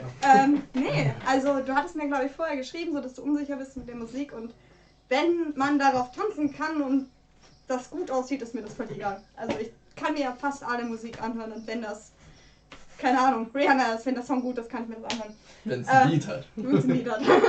Genau, nee, also ich fand das Video echt richtig cool. Also die Atmosphäre hat gestimmt, das war mit diesen Wolken im Hintergrund und so dieser Blaustich da drin, das fand ich cool. Wie du das Auto genutzt hast, um dich selber halt direkt zu beleuchten, so. Genau. Man hat vielleicht manchmal ein bisschen das Tanzen nicht ganz so gut erkannt, aber das ist halt dann auch wieder schwierig, weil man sonst die Atmosphäre, glaube ich, gebrochen hätte. Also das ist irgendwie, ja. So, Ja. darf ich? Ja. Oder hast du direkt? Nein, ich will auch. Ja, dann hau rein. Also ich fand das Video auch sehr ansprechend, weil Auto, Musik ist auch sehr cool, Shuffle ist mit dabei, Industrial sieht auch gut aus und auch generell, also die Videobearbeitung und so, gefällt mir persönlich sehr gut. Irgendwie hat das Video, finde ich, Seele. Ich finde, bei manchen Videos, da muss gar keine große Story hinter sein oder so, aber die sind irgendwie mit Leidenschaft gemacht und mit, Und mit Hardstyle. Das macht die ja, Atmosphäre. und hat so eine Atmosphäre, die mich dann einfach überzeugt. Also ich gucke mir das Video an und sage, cool, inspiriert mich, finde ich geil. Und das hat das Video so. Ja. Ja. Du darfst. Gut, ich darf. Ich schließe mich den beiden an. Ich finde das mit dem Auto sich beleuchten lassen ist einfach immer eine gute Idee. Die Kamera. Ja, es ist einfach praktisch, wenn man ein Auto hat, was man so vorzeigen kann, ja. Und das ist ja wohl definitiv der Fall. Dann ist es super, wenn man das macht. Auch die Kamera, ich finde es super gemacht. Was ich halt einfach super gefunden hätte, eine graue Jacke hätte schon geholfen. Das hätte gar keine weiße sein müssen. Einfach, dass man den Oberkörper mehr sieht, dass man von den Armen auch mehr sieht oder zumindest, dass die Ärmel frei sind. Ich weiß ja nicht, ob es da recht kalt war am Abend, ich weiß es nicht. Dass man einfach mehr gesehen hat, weil man einfach von dem Tanzen, man muss sich echt anstrengen, um es zu sehen. Und das haben wir bei anderen auch schon als Minuspunkt gegeben, deswegen werde ich das da auch als Minuspunkt geben. Und ich finde, es sieht, also ich weiß es nicht, aber es sieht etwas so aus, als wärst du so ein bisschen mehr, ich weiß nicht, im Shuffeln bewandert als im Industrial. Zumindest habe ich das bei anderen Leuten, die so vom Shuffeln ins Industrial gekommen sind, schon so gesehen, dass man noch ein bisschen unsicher ist so mit der Armarbeit, aber die Beinarbeit ist halt richtig on point, so bei Shuffeln. Aber es ist vielleicht auch dadurch das Outfit auch entstanden. Ne? Wenn du beim Shuffeln bist du ja gewöhnt wirklich mehr, dass die Beine wichtig sind, der Oberkörper ist mehr oder weniger egal so, ne? Und beim Industrial, da sind die Arme so hauptsächlich nicht relevant so, ne? Und dann würde, also zumindest ich würde für ein Video eher eine lange Hose anziehen und dafür meine Arme zeigen als andersrum so, ne? Also, Ja, genau. Also so hätte ich mir das jetzt auch erklärt. Aber ansonsten, ja, bin ich bei den beiden ja, okay, auf einer Linie. sehr cool. Punkte? Bewertung. Pluspunkte fürs Auto.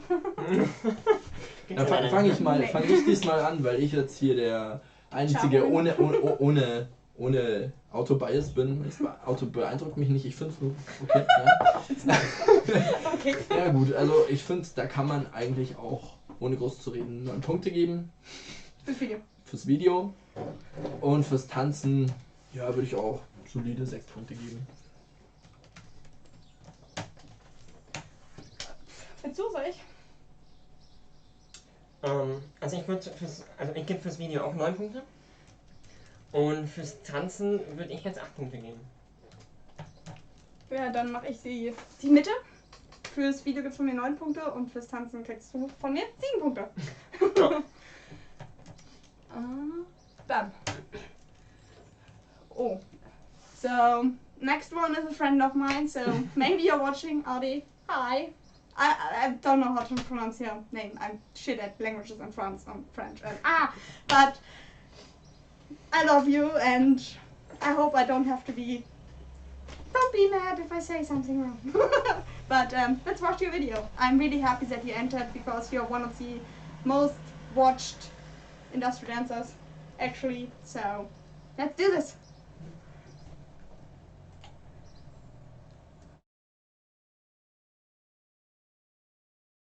This describes the coming of Christ. It promises us the reign of the loving God. And what did we get? Inquisition, genocide, all kinds of nasty stuff. Anyway.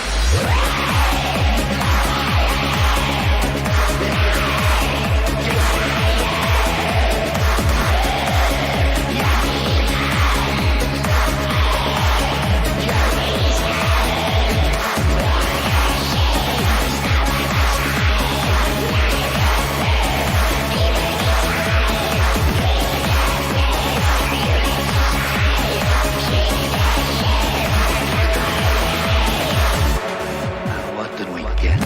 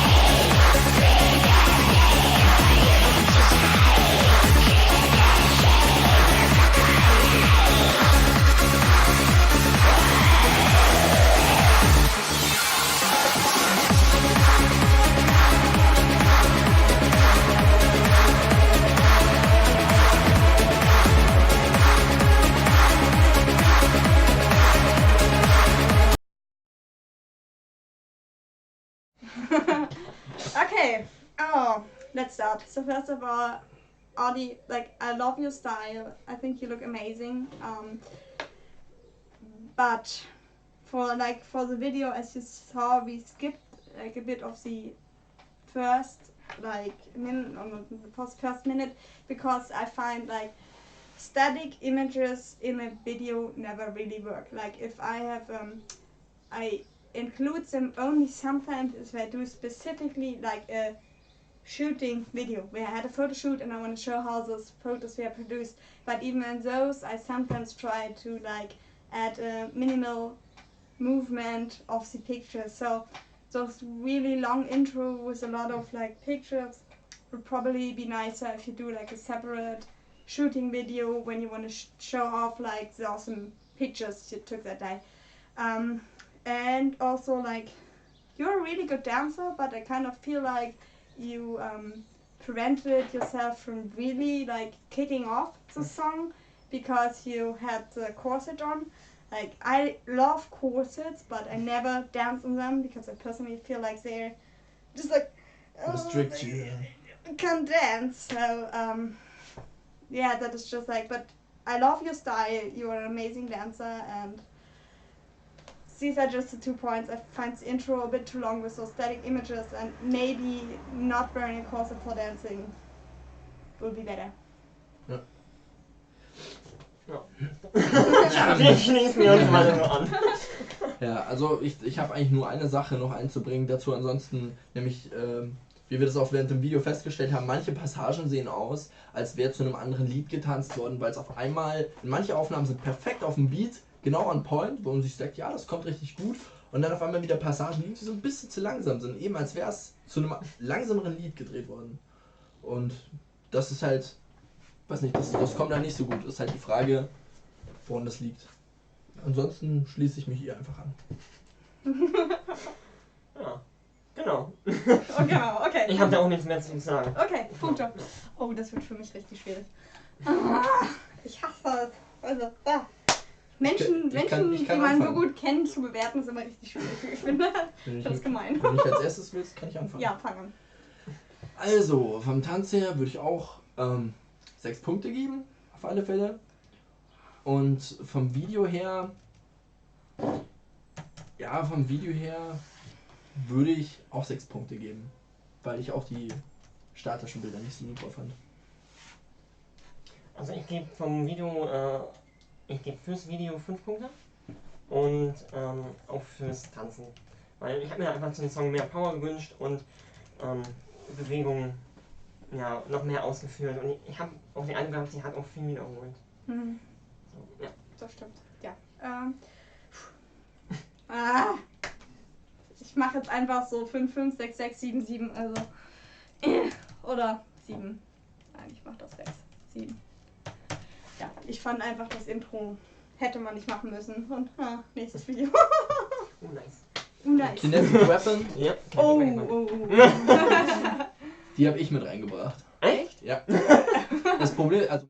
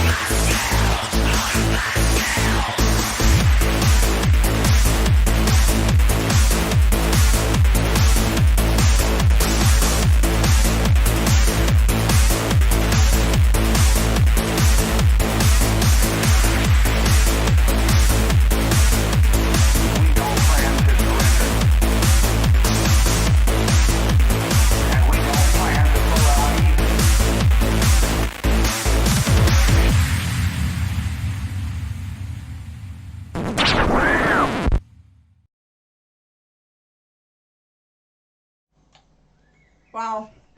Very Yeah. awesome. Wow, very awesome. So like, awesome. It's breathtaking. I really love this video. It's like the editing or something like where I'm like, I mean, I've been on YouTube for a long time now, but this editing is like something I still need to achieve at some point, I think hopefully. it's well beyond what we expected. I have Yeah. never With seen anyone. such a video. Yeah. It's- Yeah.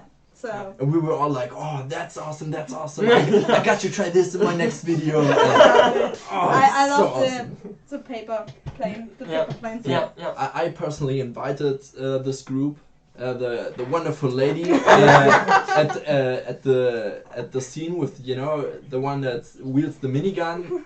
I personally know her and we are in contact. So right after she announced it, I was like, you have to join us. I want to see video from you and your group to that. And they sent it to me like a few days before, and I was like, oh, awesome. And I'm very I couldn't happy. wait. I'm very happy that you invited them Yeah, because I definitely. didn't knew Like the channel. Yeah, and I saw the video and was like, what the fuck? This is awesome. Watched your other videos and you're doing a very good job. Yeah. So please keep going on. Please keep going. Like this. Yeah. Wow. Wow. I don't know. Like, what much to say. Like. that was I really tried to cool. discuss that we could maybe give you points for the weapons choreography, but she decided that wouldn't count. And I was like, No, "Nah, it has to be a fuck." dance choreography. Sorry. Yeah. That. Like, I want to see industrial dance doing more choreographies as dance choreographies. I need to achieve that myself more. Anyways, gets points. I don't think there's much to discuss, but let's do this. Whoa, we only talked about the video though. It was like we didn't even discuss the dancing. Yeah. Short thing, I really enjoyed the girl dancing. She had lots of nice moves I hadn't seen before, but I think there has to be more power put into those moves, but nothing else there. And the guy, I saw the double kick he did, and it was almost perfect, but it looked like at the last second that he kind of almost slipped. But also, I really enjoyed his dancing, so thanks. I also really enjoyed the dancing. For some parts with a girl, I don't know whether it's just my personal thing, I would like to have maybe a bit other hands. I don't know whether that makes sense. But I find like she always did this. Yeah, but somehow I think it may be fixed to the dance style. Maybe so, it's like... Yeah, that's right. It's a little bit aggressive and... I don't know. Yeah, It's just, but it's only when maybe she my before personal- her face, yeah. maybe yeah. It's my personal thing. I would like other hands sometimes, maybe. But it was really good. Like, I enjoyed it. It was amazing. Let's give the points. Okay. Who wants to start? For the video, I think we can. 15 out of 10. I think video we can just like be like, Yeah. okay, here we go, Yeah, here we go. 10 out of 10. Definitely. 10 out of 10. Yeah. Dancing? I'm not sure if 8 or 9 points. Yeah, I'm also not really sure about that. Whatever, I'm flashed by the video, so I'm just gonna give you my points. Like, Yeah, I Wow. give you 9 points as well. I'm really glad that those two gave you 9 points, because otherwise everyone would be like, oh, you know them, you only give them high points for that. Like, those both, they both give you 9 points, so you get 9 points from me. okay, bam. Okay, now, next is also Russia, I think, so you're definitely taking us over. And please, you have some awesome bands and songs, and I don't find them on Spotify. Then you can send me some of your best bands and songs. I would like to hear them. Yeah, definitely. Like, Yeah. also, I think also like the band Zweifelhaft. I don't know if she still exists anymore, but this was also a Russian band, and I'm like, you have really cool music, but we don't. You Yeah. cannot It find doesn't them. get Yeah. us. And please use Europe letters. For the band name. Because I can't type the band name. But sometimes for some things there aren't like, European letters. That's just Yeah, that's like- the problem, yeah. You just have to copy and paste for the Yeah. song. Okay, next video.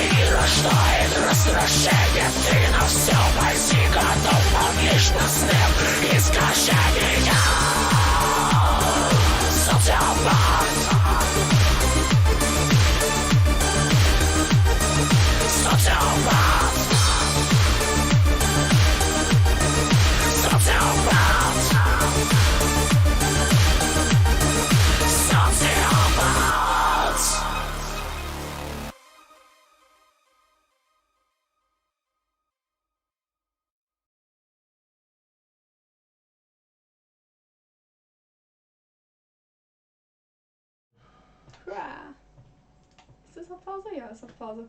Muss man gerade irgendwie laden. Internet ist langsam. Internet ist langsam. Wir sind schon wieder zu hören, oder? Ja, wir sind schon wieder zu hören. Ja, ja. Wir mal gucken. Seht ihr uns? Yes. Okay.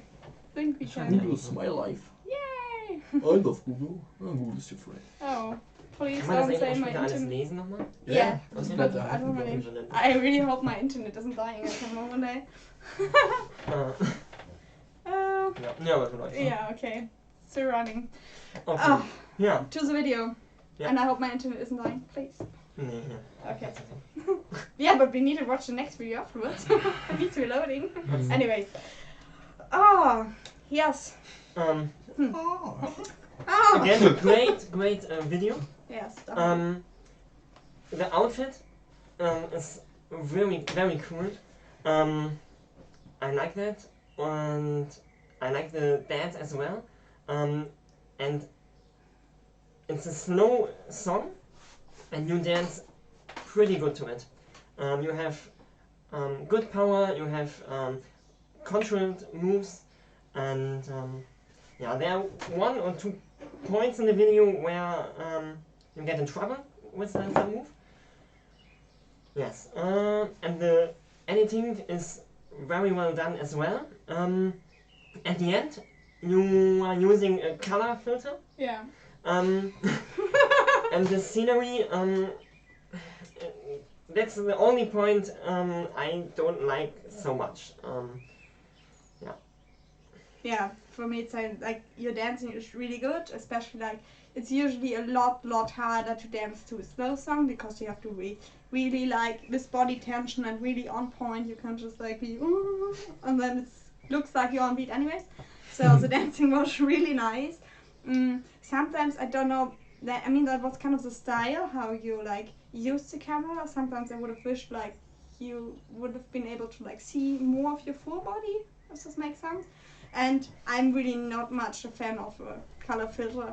As he already said, that kind of reminds us of the like first industrial dance videos where it was like, oh, I need to do editing, so I would just do like some random color filter.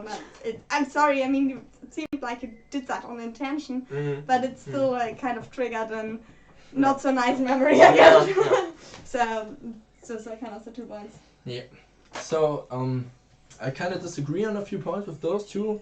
So I like your kind of dancing, your style. I like it too, but I think there are not only 1 or 2 points where you have trouble keeping up with the slow beat, but there are like every 2 like scenes you're like perfectly on point, like bam bam bam, and then the next scene is like you're dancing like you're dancing to a normal speed track. You keep the speed, but you don't keep the power that is needed to like really show that you're getting each beat. It's just my taste, but I think on real slow songs there needs to be much power in every move, or it doesn't really like, you know, hit the beat. And those two didn't enjoy your color effect. I was like, I first saw the scene, I was like, well, it seemed to me like you shot everything you wanted and then there was empty space and you just put that in. I was like, well, no, that doesn't look very good. And then I noticed the color change, and that it's so slowly, like it's first getting more brown, like orange, then yellow, and I was like, that's actually cool. It's like I would have hated like the nature. It's too much of a contrast to all the ruins and the stuff. But then I saw the color effect. I was like, it's nice. Those two are right. It's so overused in the scene, this color effects. But usually they do them very fast, like morph, next color. But you did it very slow, so I enjoyed that actually. Like, yeah. I have only one thing to say, really, just try to do your dancing in to slow songs like you do it like in every second scene, like it's perfect, and then the next one is like too easy peasy, but the next one starts totally on point and easy peasy. If everything would have been like those scenes, I would have given you 10 points straight. Okay, points? Since we're talking points? Yep. I feel like we've seen so many videos already, it's like getting more and more difficult to actually be like... It's more difficult to see because my eyes are getting fucking blank. Maybe you should do a short dance break afterwards. I feel like we're doing a short break after this video. Yeah. And we go to the loo and we... it's been like already 2 hours of streaming. I'm amazed by how many people are still watching. Thank you very, very much. Thank you for watching and staying with us in this heat. Points. But I'm charging forward with the points. I'll give you 8 out of 10 points for video.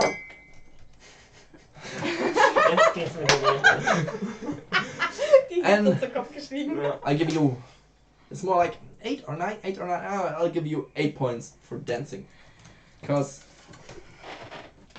half of that is perfect, the other half is like, meh. Same. Ich gebe 9 und 9. Okay. Are you happy to entertain the world for me for a minute alone Ach so, ja, mach mal. Okay. Maybe we should imitate the guy from that one video. It's like gives a nice shot here. Like, Bist du denn rasiert? no, I'm a man. Bitch, please. Sagt der mit den gemachten Augenbrauen. So sharp. Yeah. So, when can we expect the next video from you, Master Alschrei? You can expect, yes. Because, as I said, I'm very inspired from the contest. And I definitely want to make new videos. Yeah. Let's see. Yeah, and I'm a fucking parasite, and I'm just try to piggyback off his videos. Like, hey, let me join, let me appear in your video. I don't want to do my shit on my own. Was? Das ist aber die Hälfte. Ich habe gemeint, so, ich werde einfach wie ein scheiß Parasit, weil ich sage, oh, lass mich doch mitmachen, ne? Ich tue dein Video auf. So. Oh, ich bin ein Fanboy. Das war nicht auf dem Amphi? Auf der Amphi-Festung? Ja, doch. Ja, doch, ja oder nein? Ja, ja. Es ist noch nicht sicher so, weil ich muss jetzt erstmal schauen, was wegen Wohnungen, Kaution und so weiter, aber ich habe das Geld jetzt in bar, alles, ich kann die ganze Kaution auf einmal zahlen. Okay. Und wenn ich das hinkriege, dann wird es mit dem Amphi wahrscheinlich was. Also, Ich werde halt meine Frau mitnehmen und das ist mir wichtig, dass wir eine gute Unterkunft haben. ja. Ich werde nur gucken. I'm definitely at the Amphi Festival, so I'm glad to see you guys there. I will be I at hope Amphi to see you. Festival. I will be on stage dancing for Student Attack. Come see us. We are playing on Sunday. Jealous! Fucking jealous! Inside. Yes, there are gonna be thousands of people watching dancing. So it's gonna be amazing. Okay. should we keep those Yeah, maybe. to the side again? Yeah. And oh dear. No. Attention to the videos, please, again. Yes, sir! Ma'am! No. Man.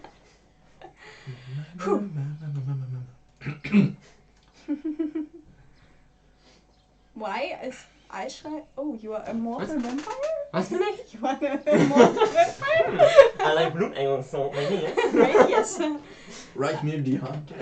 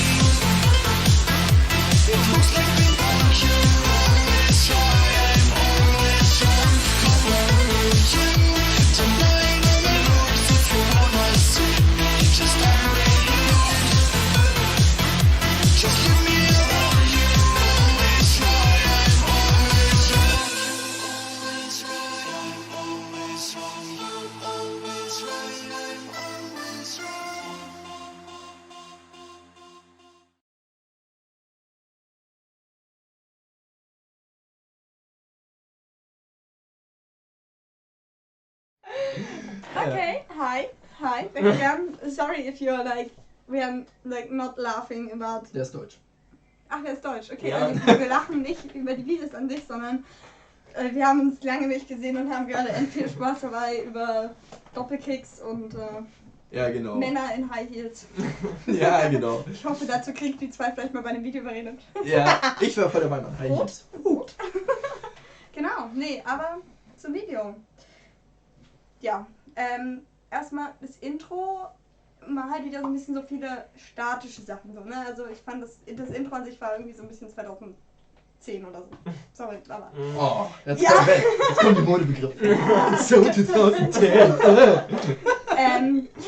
Das fand ich ein bisschen schade, weil halt so das ist halt gerade bei YouTube so, man klickt halt sehr schnell weg und wahrscheinlich, wenn ich sein Video jetzt einfach so drüber gestolpert wäre, hätte ich wahrscheinlich zu dem Zeitpunkt dann einfach schon weggeklickt. Ich finde halt immer so die ersten Sekunden von dem Video müssen mich halt catchen. Ich finde aber, dein Tanzen ist halt echt cool. Also du hast einen sehr, sehr lässigen Stil. Ich finde auch gerade, was du mit deinen Beinen machst, ist halt eben bei vielen Industrial-Tänzern halt so, dass sie das leider viel zu wenig machen oder halt die Arme gut beherrschen, aber mit den Beinen sehr wenig. Und ja, also ich fand dein Tanzen, fand ich echt cool und eben auch gerade das, was du mit den Beinen gemacht hast und wäre halt irgendwie schöner, wenn du einfach das Intro irgendwie noch ein bisschen spannender gestalten würdest, glaube ich, so für mein Gefühl. Genau, und ansonsten war es aber auch war eine schöne Location, manchmal ein bisschen dunkel, so an sich, aber das liegt vielleicht auch an der Kamera, ist halt auch immer ein bisschen das Problem. Natürlich, ne, wenn das nur ein Hobby ist, hat sich nicht jeder das Geld, sich irgendwie was für eine Kamera zu kaufen, ne? Das ist halt schon, ja, aber cool getan. Ja. Ja, die Szenerie fand ich auch ganz cool, die Location. Aber auf Dauer ein bisschen langweilig. Also hätte mir nochmal irgendwie gerne eine andere Location gewünscht. Dann wäre es nochmal ein bisschen abwechslungsreicher. Und ja, tanzen schließe mich an. Sieht gut aus. Schöne Bewegung. Beinarbeit, das stimmt. Wird schön eingebaut und abwechslungsreich. Genau. Weitermachen. So, den Kollegen muss ich nämlich besonders eingehen. Tut mir leid. Sei nett. Ja, natürlich bin ich nett. Dafür bin ich ja da. Ja, nein, aber weil ich sehe bei dem nämlich riesen viel Potenzial, weil der nämlich, auch wenn das geschnitten ist, trotzdem, er variiert extrem viel. Ich meine, ich habe extra darauf geachtet, schon von das erste Mal, wo ich es gesehen habe, weil mir so aufgefallen ist, wie er sich verbessert hat. Ich habe den schon öfter gesehen. Und da habe ich gesehen, dass eigentlich in fast jeder Szene so ein bisschen eigentlich die Moves komplett switcht so. Also über das ganze Video wiederholt er eigentlich extrem wenig, was er so macht. Das ist, finde ich, absolutes Plus und man sollte auch unbedingt festhalten, finde ich mega. Das kann nämlich auch nicht jeder einfach so. Wie die beiden gesagt haben, so Beinarbeit finde ich auch super, weil da hast du auch viele verschiedene Dinge drin. Und auch diesen Kick, den du so hinten machst, das habe ich noch nirgendwo gesehen. Das ist immer super, wenn man einen Move kann oder macht, den noch keiner so gemacht hat. Da würde ich dir aber empfehlen, und das ist so mein für mich auch, was ich bei mir immer probiere, immer standfest, ja, dass du nie ins Schwanken gerätst, wenn du einen Kick machst, weil das schaut in dem Moment sofort unsauber aus. Gerade war der Kick noch geil und in dem nächsten Moment sieht man, wie man so fast, ne, das fällt einfach sofort auf. So das kleinste bisschen, ich verliere das Gleichgewicht so, aber das gilt für jeden von uns. Da muss ich auch noch arbeiten, kann ich mir ans Herz legen so. Immer bleib bei deinen Kicks, die sind mega und schau, dass du da deine Standfestigkeit verbesserst. Und genau, und jetzt mal weg von den Beinen zu den Armen. Mir persönlich ist aufgefallen, dass du zwischendrin, wenn du eine Variation machst, kommt es manchmal so rüber, als ob du jetzt kurz unsicher bist oder so kurz einen Moment brauchst, dann wirst du entweder kurz mal für 1-2 Beats langsamer oder es wird weniger kraftvoll. Das sieht halt wirklich aus, wie als ob gerade so eine CD wechseln. Also kurz ein bisschen langsamer und dann geht es immer wieder gleich los so. Das ist eigentlich so mein einziger richtiger Kritikpunkt, dass du das verbesserst. Wenn du das rauskriegst, dann bin ich wirklich sehr überzeugt. Dann wäre ich auch mal voll dabei, dass wir auch mal ein Video machen, wenn du da Bock drauf hättest. Aber gut, soweit von mir. gerade eine Videoeinladung kommt, ne? Mal gucken. Dann werde ich ja mal bei dir vorbeischauen müssen, ob das was geworden ist. Ja? Ja, wir müssen noch Punkte vergeben, ne? Ja. Sure. Puh. Hä? Ha. Ui. Will jemand anfangen? Oh Mann. Ja, ich glaube, ich kann direkt anfangen. Ich würde, glaube ich, fürs Video 6 und für Tanzen 8 geben.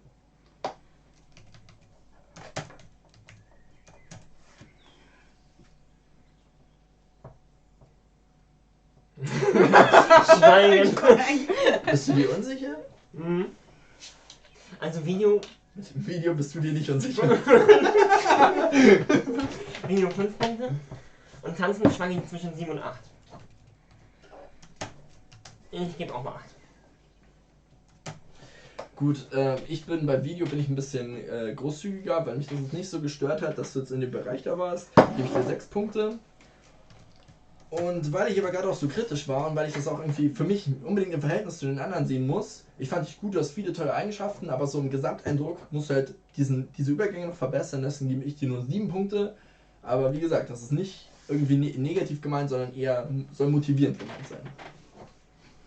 Okay. Durch. Ja. So, jetzt kommt das Video mit mir als Intro. Was? Ja. Ja. Da könnt ihr mich gleich erstmal tanzen sehen. Ah, das ist natürlich ein bisschen. Ja, dann musst du dir selber...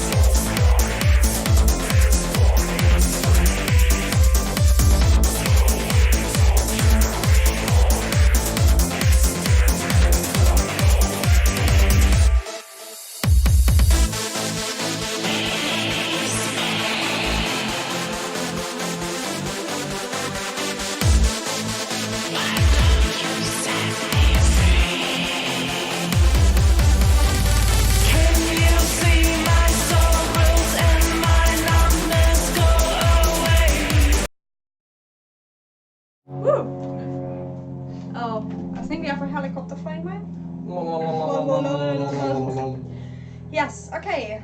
To the video. Oh no, it's in German, isn't it? Zum Video. Ja, also erstmal natürlich, ja, danke, dass du mich da reingeschnitten hast. 10 von 10. Nein. Ist natürlich schon psychologisch gesehen, ne? Ja, war, was ich ein bisschen schade fand, so diese Heiß-Dinger zwischendrin.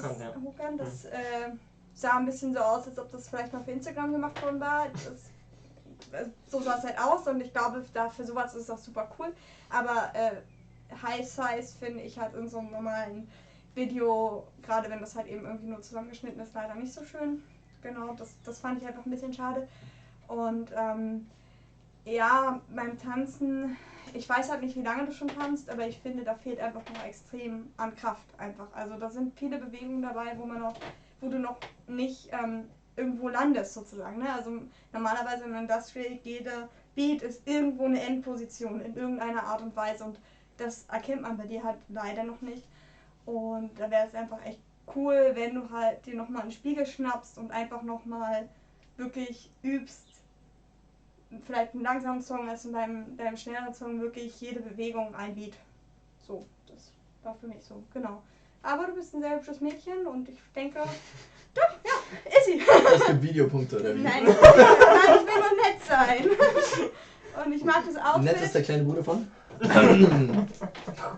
Nein, ich finde, sie ist ein sehr hübsches Mädel, hat ein tolles Outfit an und wenn sie sich halt, oder wenn du dir einfach mal einen Spiegel schnappst und noch ein bisschen mehr übst, kann da definitiv was werden. Also die Ansätze sind auf jeden Fall da.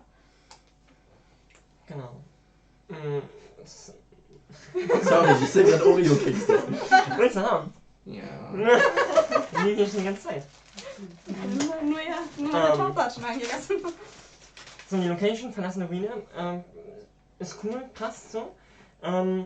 Location Strand finde ich auch cool. Ich hatte nur ein bisschen Schwierigkeiten, das so miteinander zu verknüpfen. Und dann dazwischen noch die Videos von WGT oder so waren irgendwie mit eingeblendet. Ja, genau. Und dann so Hochkant-Videos, das macht das ganze Video auf mich so ein bisschen konfus. Also nicht so ganz eine Einheit. Ja. Auf der anderen Seite passt es vielleicht zum Text, weil es um Leben und Tod geht, haben wir gerade nebenbei ein bisschen gesprochen. Und Strand mit Herbeisehen, keine Ahnung, wie auch immer du das da interpretiert hast oder jeder das für sich interpretiert. Jedenfalls wirkte es halt auf mich erstmal so ein bisschen confused. Genau. Runter essen. Krümelt vor allem schön. Und dann hängen da so schöne schwarze Krümel in den Zähnen. Ja, geil. Ja. Gut, also was das Tanzen angeht, kann ich mich Kivana komplett anschließen. Ich bin absolut ihrer Meinung, hat sie genauso gesagt, muss ich gar nicht weiter was dazu sagen. Beim Video habe ich dich jetzt vorhin, als die beiden meinten, so nur, sie verstehen den Zusammenhang nicht so ganz, habe ich direkt gesagt, so ja, ich nehme das sofort so auf, ne, das klingt so nach nur so Realität oder die Ruine und so der Traum oder als sie dann gesagt hat, um was in dem Lied geht, so das Herbeisehnen, so der Strand und so. Und ich muss auch sagen, am Anfang dachte ich mir cool und dann kam das Hochkant-Video und dann habe ich sofort jeglichen Videoständer verloren. Weil Hochkant-Videos in Breitbild ist einfach nur Video-Aids. Das ist einfach. Macht mich nicht an. Ja, ich bin so offensive, tut mir leid. Ja, das ist. Ja, auf alle Fälle hättest du das gelassen, hätte ich dir definitiv für Video, glaube ich, mehr Punkte geben können als die anderen beiden. Du weißt aber gar nicht. Ja. Aus Prinzip, okay, du weißt nicht, wie ich bewerte. Nein, aber ansonsten kann ich mich einfach dem anschließen, was Kivana gesagt hat. Genau. Schnapp dir einen Spiegel und nächstes Mal kein Heißeis und dann geil. Oh, will ich noch was hinzufügen? Ne? Also ich weiß nicht, wie es bei euch beiden ist. Ich bin jederzeit dafür offen, dass man mir einfach Videos schickt über was weiß ich, Facebook, was auch immer, und mich einfach fragt, hey, wie schaut's aus, was hast du für Verbesserungsvorschläge? Da werde ich dir Tag und Nacht arbeiten. Da werde ich dir Tag und Nacht antworten. So, außer wenn ich halt gerade schlafe, aber ansonsten. Marc, du hast kein Kind. Noch nicht. Noch nicht. Noch nicht. Noch. Ist in Arbeit. Mal gucken. Jetzt wieder Gruß an meine Frau an der Stelle. Also, ne, wenn das soweit ist, dann können wir ja so unsere Kinder zusammen auf dem Kindergarten. Dann gibt's erstmal hier mit den beiden Tanzvideos. Ja. Erstmal Unterricht. Können wir die zusammen unterrichten? Ja. Oder? Ich bin raus. Okay, gut. Punkte. Puh. Ja. Soll jemand anfangen? Soll ich Ich anfangen? muss erstmal gucken, was ich den anderen reden. Ja. Du musst ja alles ein bisschen relativieren. Ja. Mach ich die ganze Zeit schon. Ja, also beim Tanz kann ich auf jeden Fall erstmal nur 3 oder 2 Punkte geben. Schwierig. 3. Okay, also ich gebe fürs Video, ne, das habe ich gerade. Jetzt bin ich gar nicht sicher. Also Das Tanzen ich, 4. bei mir kannst du auch schon mal 3 reinschreiben für Tanz. Das ist bei mir. Und bei mir Tanz 4. Ne? Tittenbonus, ich seh's. Was? Tittenbonus, ich Hä? seh's. Ne, Nee. das war Dann hätten wir der netten Japanerin auch mehr Punkte gegeben. Die sah aber nett aus. Und Geschmackssache. Brust. Echt? Ja. Anna am Brüste? Ey, Ah, ich bin schon wieder so rassistisch. Das ist so hör auf schlimm. damit, sonst piep ich dich raus. Video 5. Doch. Stimmt, habe ich mal gesehen. Ja, Anna am Brüste. Ja, mein Gedächtnis, okay. Einfach auf. Ich werde Hör alles. einfach auf. Ja, was habt ihr gegeben? Jetzt müsste ich eigentlich genau einen Punkt weniger geben. Ja, was? Wenn Eischrei 5 Punkte gibt und sie 4 Punkte gibt, muss ich 4,5 geben. Nee, dann bin ich auch bei 4. Gut. Okay. Alles klar, dann on to the next video. I think we have 6 left. So we are we are already exhausted, but we will do this for you and you will stay with us. Smockt ja auch. Hm? Smockt ja auch. We are the youth of a nation. Kennst du es nicht? Nein. Ziemlich geiles Lied.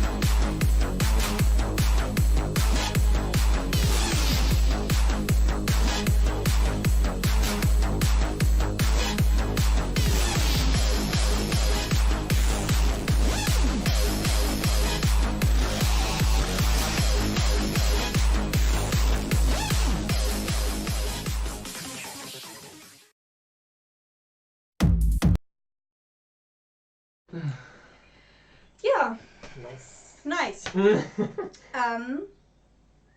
Er ist Deutscher. Ja. Ja. Gehe ich mal stark von aus. Darf ich zuerst? Ich will zuerst. Okay. So, das Schneen, das Spyro hat das ja gefilmt, denke ich mal. Ihr wart ja zu zweit unterwegs, hast du mir erzählt, Schnee. Also du...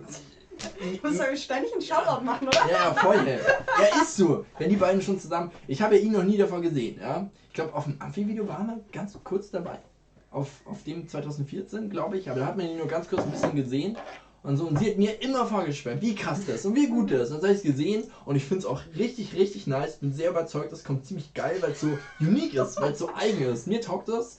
Aber wir haben das eben gerade auch schon beredet und ich bin auch der Meinung, gerade bei der SFX passen deine, ich weiß nicht, ist es so Body-Popping-mäßig, so was du da bringst, keine Ahnung, was das konkret für ein Einfluss ist, aber es sieht geil aus und es kommt zu den Melodien nebenbei, dieses und so, was der neue SFX tausendfach drin hat, richtig geil. Was mir einfach nur fehlt, ist zwischendurch einfach mal wieder ein paar richtig industrial-typische, keine Ahnung, weißt du, ich hau einen aufs Maul, einen Haken raus, richtig so aufs Maul, weil das alles so dann mehr in so Gespiele ausartet. Das ist eigentlich das Einzige, was ich so an Makel anzubringen habe, so. Und ich meine, klar, die Kamera halt. Ihr hättet halt echt eine bessere Kamera vertragen können, aber ich meine, ich wusste es ja und abgesehen davon bin sehr überzeugt, hat das Schnee nicht übertrieben. Also ich muss dazu sagen, sie kann, glaube ich, wesentlich besser filmen, als du, wenn ihr das zusammen gefilmt habt, weil dein Video war einfach wesentlich smoother, so, ne, und das hat natürlich den Videoeindruck einfach nochmal schöner gemacht und ich fand aber auch dein Tanzen echt cool, also das ist wirklich ein richtig lässiger Stil, teilweise in der Mitte war es halt ein bisschen zu, nicht mehr so industrial, zu fluent, da hätte ich mir auch ein bisschen mehr härtere Bewegungen wieder gewünscht, aber an sich war das echt ein cooles Video. Ja, genau, Ja. schließe ich mich an. So, genau, einen Punkt habe ich gefunden, auch noch beim Video-Editing, da habe ich in der Szene auf einmal einen Rucksack und Leiter und so im Hintergrund gesehen. Ja, kann man darauf achten, dass das vielleicht nicht unbedingt ein Bild ist. Ansonsten, ja, ist echt ein cooler Tanzstil. Respekt dafür und ja, aber auch, wie ihr schon gesagt habt, industrial-mäßig und ja, Noise of X hat diese Parts, da passt das super zu, aber da hat Noise of X noch diese harte Parts, wo dann Industrial halt einfach dann, finde ich, so hart und ja. Hart und dreckig. Genau, So aber mögen wir es. genau. Läuft. Ich habe voll Angst, dass ich irgendwann mal vergesse, irgendwie den Regler an der falschen Stelle. Dann hören alle, wie schlimm wir Und das dann- Naja, oder sie hören jetzt nicht und wir labern hier 5 Minuten und Achso, ja, okay. Stimmt, andersrum, ne? Wäre es ja noch schlimmer. Ist ja voll useless. ja, Gut. Komm the hier mal. points. The points.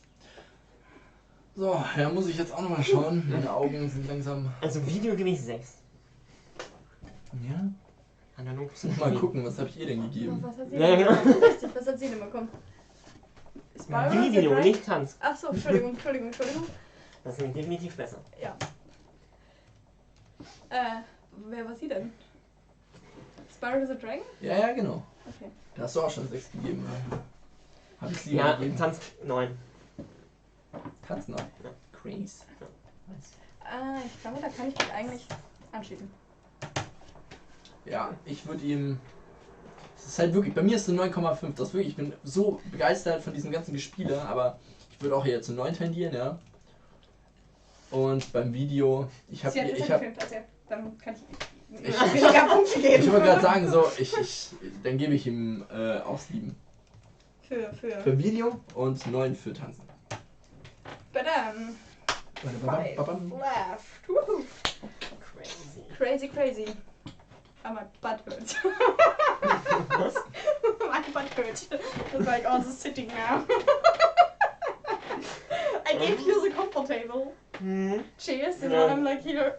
Willst du wechseln? Nee, passt schon. Ich muss ja mal wieder hier ran. Bam.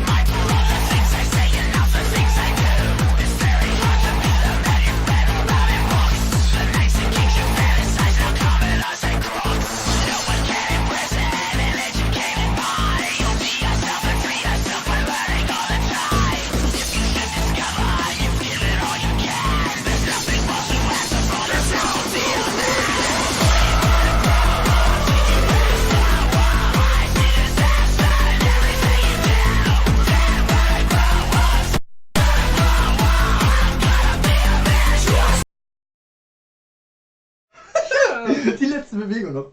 Er ist auch Deutscher, ne? Dann Ja, das Deutsch. So, Manny hat gesagt, ich soll anfangen. Das bin ich. Ja, fang Genau. du mal an. Genau, zum Tanzen. Was mir auffällt, ist, es wirkt ein bisschen hektisch. Also du hast viele Bewegungen, aber da fehlt mir so dieses On-Point-Tanzen. Das ist so, du führst die Bewegung aus und dann willst du schon in die nächste und damit ist der Beat noch gar nicht so richtig vorbei, sage ich mal. Und dadurch wirkt es dann auch ein bisschen unsauberer. Also schön durchstrecken, schön On-Point auf dem Beat. Und die Beinarbeit, so Hüfte, das wirkt auch noch nicht so ganz sicher. Das ist so ein bisschen, ich überspitze es mal, so ein bisschen so ein Gehüpfe. Das ist kein Gehüpfe, aber ja, da so würde ich dran arbeiten. Videotechnisch, ja, ist leider kein Querformat. Ein bisschen schade. Ist so ein Quadratformat. Immerhin kein Hochformat. 4:3. Oldschool, okay? Ja, genau. Intro war zu lang, ist zu lang. Ein bisschen mehr Szenenwechsel.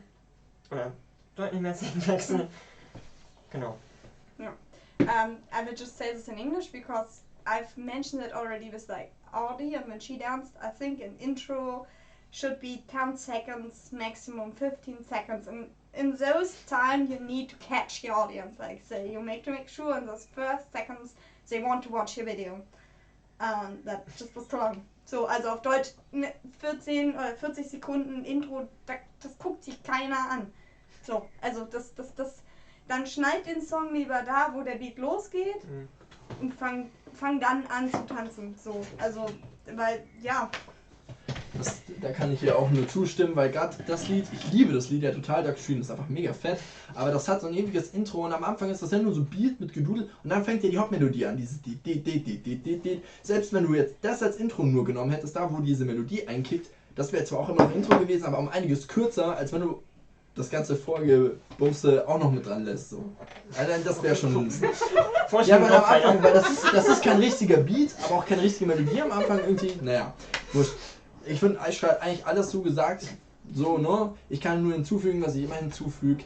Nur Haltung, einfach eine grundsichere Haltung und auch mit den Beinen so, wenn du nicht einen guten Kick hast, hab lieber einen guten, sauberen Stand und geh vielleicht ein bisschen mit dem Knie in die Seiten mit, so. Das würde eigentlich schon voll ausreichen. Und den Kick am Anfang, so, den hast du halt fast perfekt ausgeführt, am Ende war einfach, wie du aufgekommen bist, war zu unsicher, so. Das ist, finde ich, immer damit fällt oder steht, ein Kick, ob du halt am Ende landest wie eine 1 oder halt fast aufs Maul fliegst, so. Und alles dazwischen kommt nicht gut, immer nur wenn es perfekt ist, kommt ein Kick richtig gut. Aber ansonsten hat er eigentlich schon alles gesagt. Gut. Punkte. Punkt aus.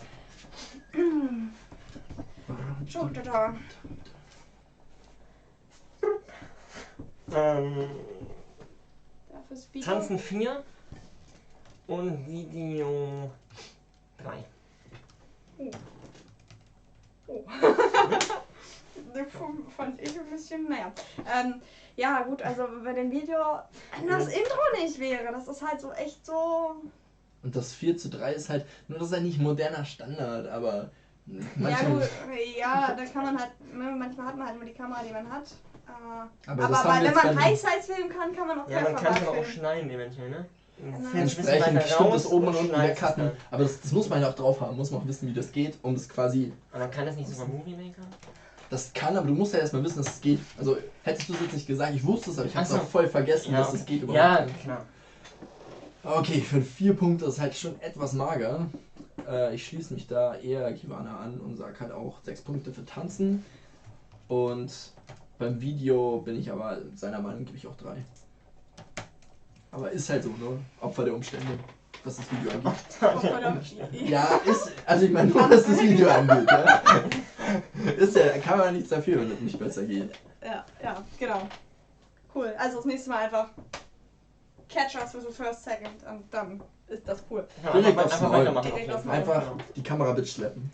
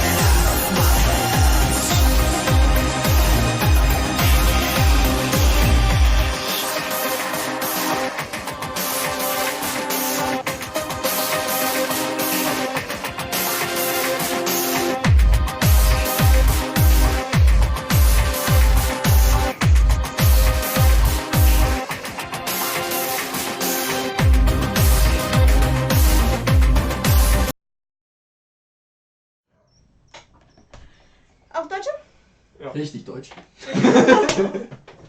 Ey, irgendwann, ich hätte mir doch so ein Beep-Ding besorgen sollen, dass ich dich rauspiepen kann. Ja. Puh. Wer will als erstes sagen? Ich. Okay. Ich habe sie ja zum Glück dazu gebracht, dass sie da jetzt mitgemacht hat. Und es freut mich super. Mega, dass sie mitgemacht hat. Erstmal dafür super danke, dass du es hinbekommen hast. Und ich finde dein Video richtig klasse. Es hat jetzt nicht große Abwechslung und Schnitte und Spannungsbögen und alles und so. Aber ich sag mal, er ist mehr der Fan vom Bearbeiten, sie ist der Fan von Outfits und Bearbeiten und ich bin einfach der Fan von nur das Tanzen. Ich weiß, ich darf das andere auch, muss auch das andere bewerten. Mich juckt das Tanzen halt am allermeisten so. Und ich finde, du hast richtig on point getanzt. So zwischendurch mal so ein bisschen lockerer. Aber für mich sah das so aus, wirklich, als hättest du getanzt, so als wärst du im Club, so als würde ich keiner sehen. So einfach. Und das kam, also mir hat es richtig gefallen. Und ich finde auch, weil du hast mir ja gesagt, dass du denkst, dass du nicht so gut bist. Ich finde dich klasse. Ich finde dich richtig gut. Und ich finde das Einzige, was was ich jetzt direkt sagen kann, ist mehr Bums ein bisschen dahinter. Ich meine, das ist SITD. Ja, das ist immer gefühlvoll und Aber nur mit smooth. Bums. Ein bisschen- Gefühlvoll mit Bums. Ja, gefühlvoll ein bisschen mehr Bums so. Und zwischendurch so, nur wo das dann wieder irgendwie in Refrain rübergeht und so hast du so ein bisschen 2-3 Mal das Gleiche gemacht und so. Als ob du gerade wartest, dass jetzt nur der Teil wieder anfängt so. Das halt vielleicht nicht machen und so, da noch ein paar gute Moves mit einpacken. Ansonsten, auch ich meine, du hast nicht viel Beinarbeit, aber das bisschen, was du machst, finde ich, kommt koordiniert rüber. Das gefällt mir eigentlich besser, als wenn jemand quasi einfach ohne drauf zu achten, einfach immer wieder mal nach links und nach rechts tritt, so lieber wenig Bein, dafür kontrolliert und ein bisschen mehr mit dem Knie mitgehen, als zu viel unkontrolliertes Bein. Also ich Fan, von mir Herz. Von mir, du kommst in den Recall. Knopf gedrückt. Oh Gott. Wer bist du jetzt von DSDS? Der Schwarze? Warum kriegt ihr kein Beat? Welcher Schwarze? Ich dachte im schwarzen Anzug. Ja. Genau, schwarzer Anzug. Gibt's da einen Schwarzen? Ja, wie Infinity War. Der andere, Ja, einmal die ich- schwarze woher wisst- Kraft durch mich fließen lassen. Woher wisst ihr, wer bei DSDS? Ich habe das noch nie geguckt. Ich wollte gerade nur einen Ist ja Gag auch machen. egal. Nee, Ich schon Video. Ewigkeiten her. Ja, ich fand das Tanzen auch ziemlich nice. Also das war ja wieder ein langsamer Song. Das ist natürlich dann immer ein bisschen, einfach ein bisschen schwieriger, da das wirklich on point zu machen. Du warst sehr on point. Mit den Beinen hätte man noch ein bisschen mehr an sich machen können. Und das Video, ne, es war halt Steadicam, also nicht Steadicam, es war halt eben ein Bild, ein One-Take sozusagen. Sehr steady. Also, ne, auf der einen Seite war es halt cool, weil man konnte dann tanzen sehen. Es gab halt bei anderen Videos den Fall, man hat das Tanzen nicht gesehen, weil der Hintergrund zu dunkel war oder so. Man hat dich gesehen, man hat die Bewegung gesehen, das war cool. Bei so einem Video, vielleicht müsste ich das auch genauer ansagen, man muss nicht immer den ganzen Song tanzen. So, ne? Also das reicht, gerade wenn man jetzt wirklich nur mal zeigen will, wie man tanzt, reicht das durchaus auch 1 Minute oder 2 einfach so. Das habe ich aber auch gesagt. Das habe ich jedem gesagt, den ich eingeladen habe. Wenn ihr euch nicht so sicher seid mit Bearbeitung und so weiter, wenn ihr nicht die Möglichkeiten habt, sucht euch eure Lieblingsszene raus und wo ihr meint, habt ihr am besten getanzt und nehmt nur das her. Das habe ich aber jedem gesagt. Ja, also Hast du das das habe jedem ich, hab ich tatsächlich auch schon mal Hast du gemacht. das jedem gesagt? Jedem, den ich eingeladen habe. Ja, das lerne ich ja jetzt auch dazu, um vielleicht beim nächsten Contest noch mehr Infos rauszugeben. Genau, also ich habe das tatsächlich auch schon gemacht, wenn es mal so ein Video gab, wo ich dachte, ich will jetzt einfach nur mal zeigen, wie mein Stand tanzen gerade ist, dann mache ich halt 1,5 Minuten ein Tanzvideo und genau, One-Take. Jo. Hast du noch was zu sagen? Nee, so viel gibt's eigentlich nicht mehr zu sagen. SITD, ich liebe SITD, super geil, ja. Und schön sauber zu getanzt, das stimmt. Bisschen mehr Power. Ja, und eigentlich sieht die Kulisse echt geil aus. Ich habe mir am Anfang des Videos echt so gedacht, oh, coole Kulisse, sieht vielversprechend aus. Und dann nur diese eine Szene. Und ich meine, es hätte schon echt einen Unterschied gemacht, wenn du diese Szene belassen hättest, aber mal so aus anderen Blickwinkeln. Ja. So, das hätte schon ein bisschen mehr Bewegung, ein bisschen mehr Leben ins Video gebracht. Abgesehen von deinem Tanzen. Ja, Der Movement. genau. Okay, Punkte. Kekse. Wie viele Kekse Ah. kriegst du? Ey. All the Oreos. Tja, so. Ja, noch ein Stock.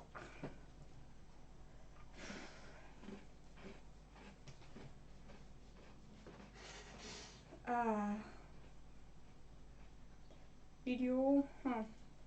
5, Tanzen 7. Das ist deine Bewertung. Ja, ich stimme dir zu. Ich finde das Video ist so, ja, im Mittelfeld, das ist klar und so weiter, aber es ist halt Steadicam, 5 Punkte für Video und ich gebe auch 7. Ja. Ich gebe 3 und 7. Warum denn 3? Ich kann es mich nicht begründen. Kein langes Intro. Kein langes Intro. Hier ist der Video-Nerd, lass ihn das. Der Video. Ja, es gibt mehr Video-Nerds. Ja, Stefan. Stefan! Stefan! Schade, dass du nicht mitgemacht hast. Ja, voll schade, dass du nichts eingereicht Ja, das hättest. stimmt. So. Ja. Also das wär, Ich meine, das wär gut für die geworden. anderen ist es nicht schade, ne? Aber Für uns schon, ne? also, es gibt so 1, 2, die ich vermisse und wenn Ja. wir nicht zu scheiße bewertet haben in euren Augen, Ich lasst wusste- die alle ein. Ich wusste von ein paar Leuten, vor allem von meiner kleinen Phoenix noch, die hat schon gedreht gehabt und alles. Ich weiß jetzt nicht, muss mal nachfragen, warum die jetzt nicht abgegeben hat, aber ich war sehr überzeugt. Finde ich sehr schade, dass das jetzt nicht ankam. Können wir am Ende des Videos hier nochmal machen. Schön so alle anschwärzen. Ja, wo ist das Video?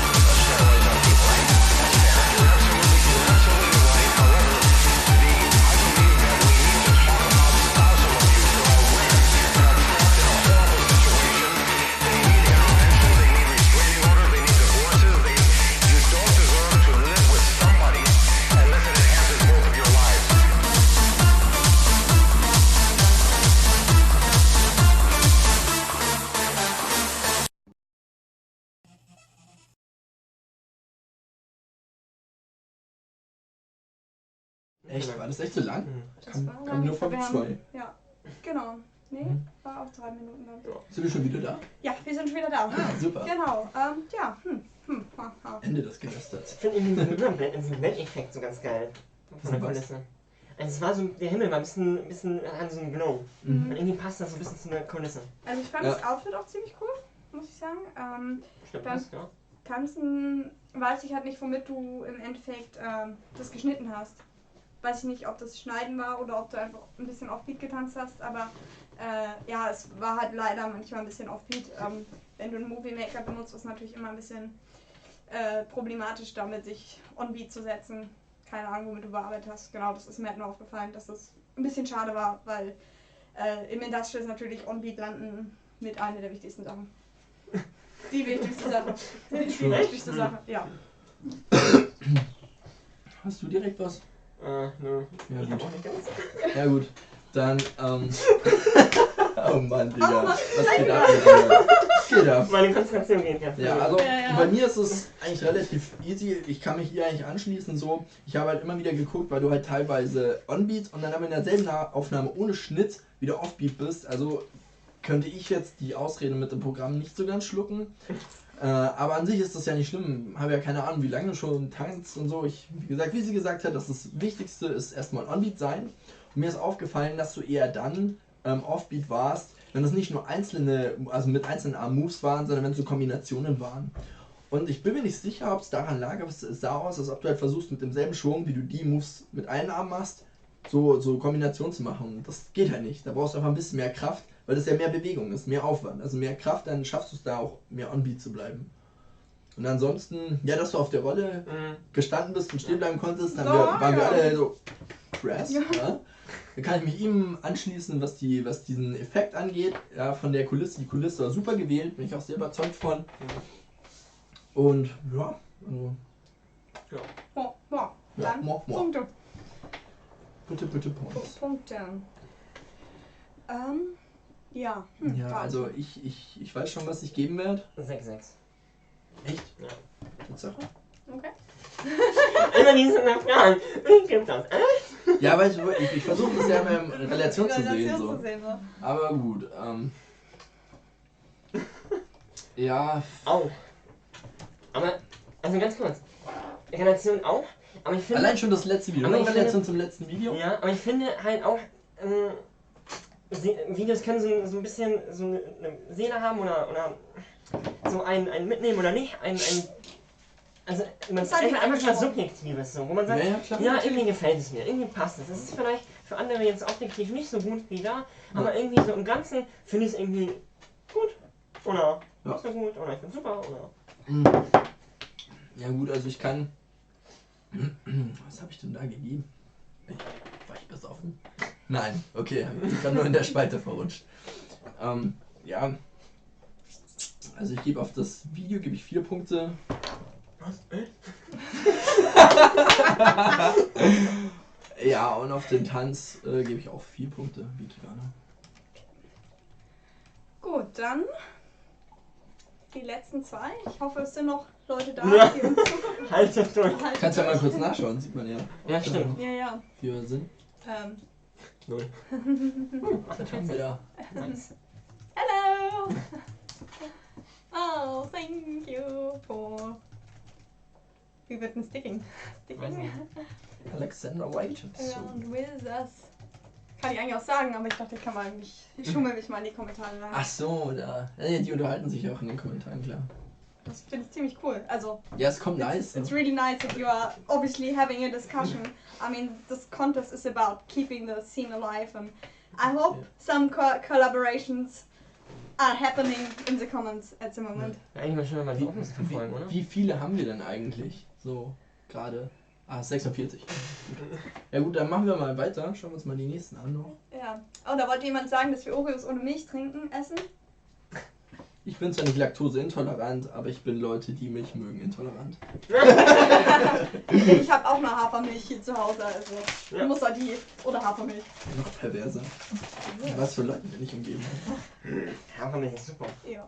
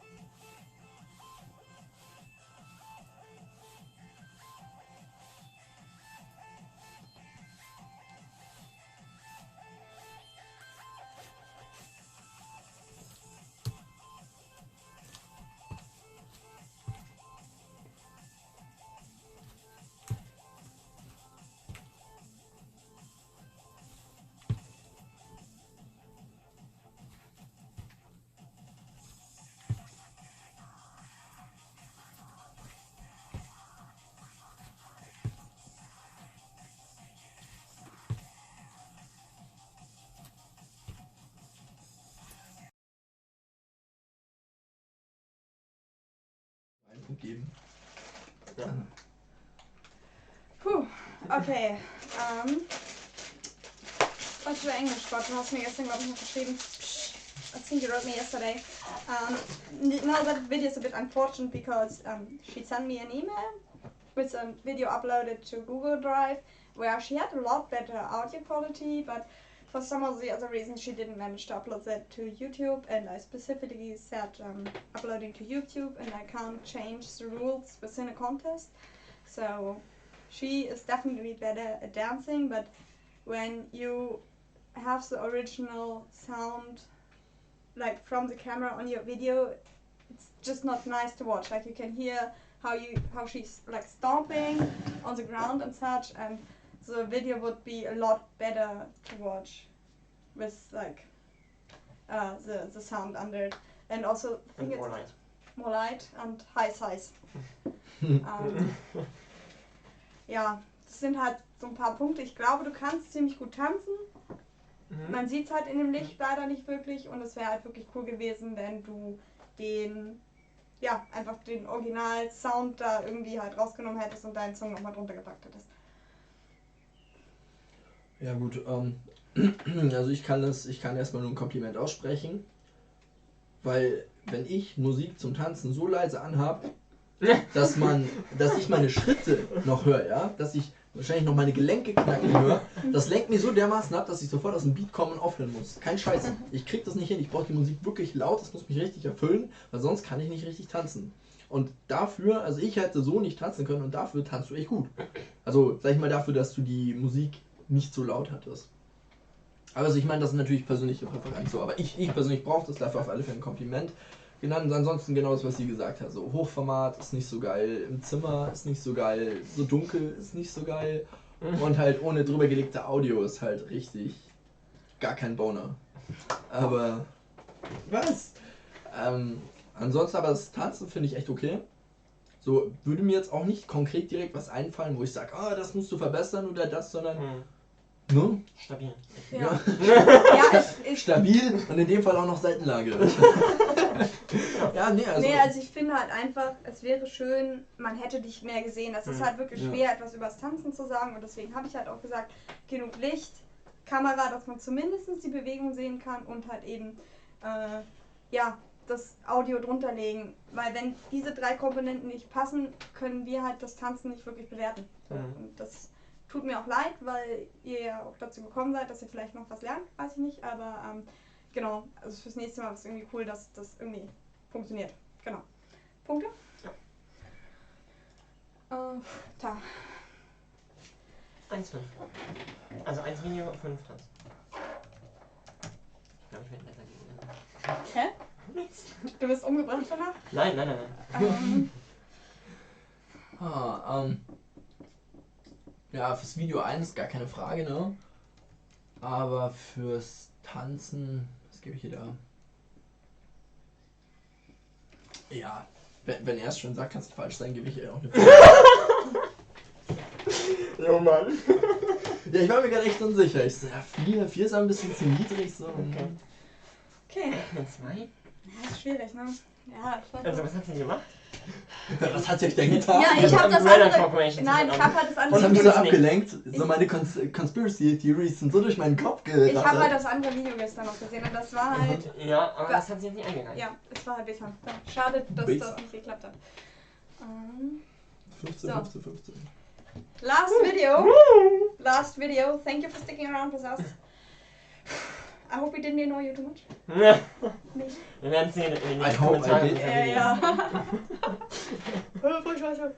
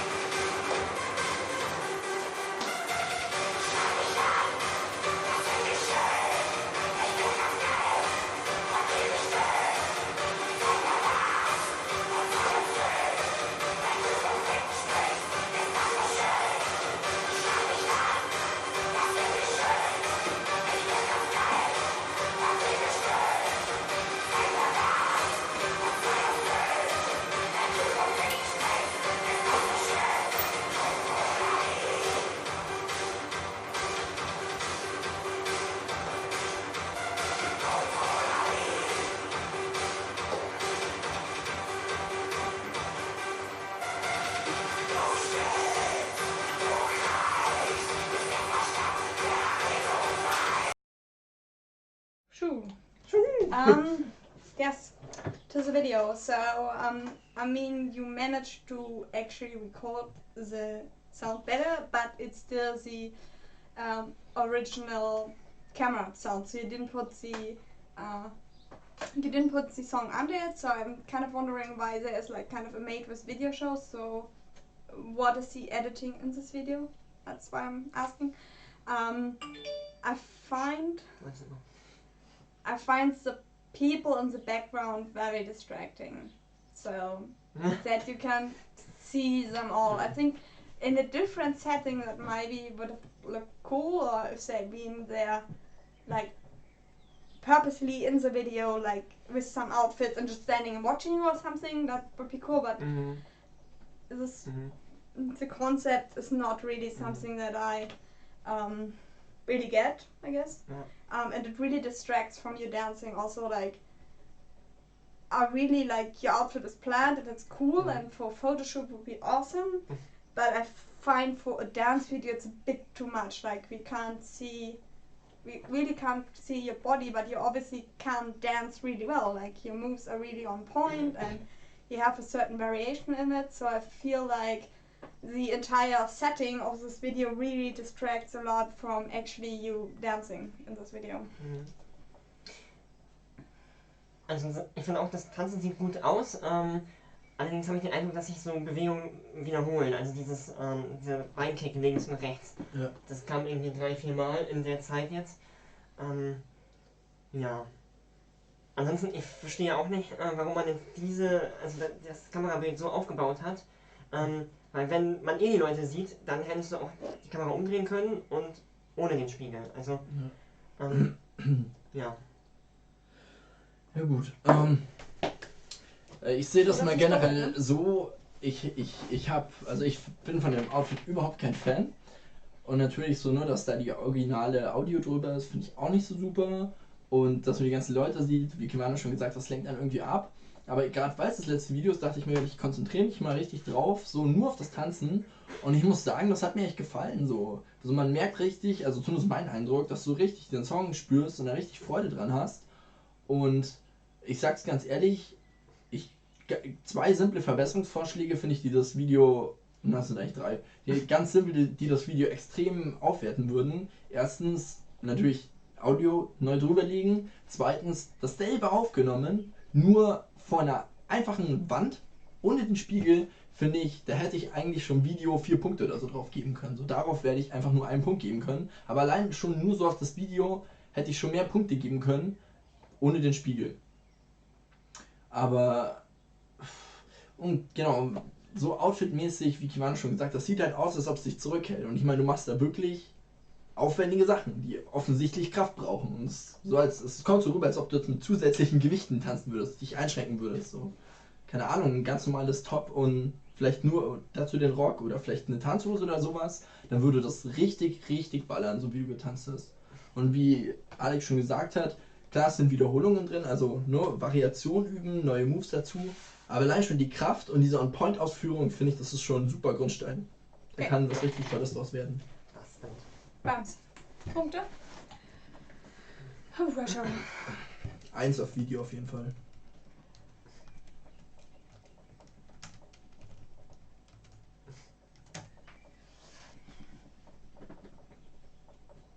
Ich gebe ihr 6 Punkte beim Tanzen.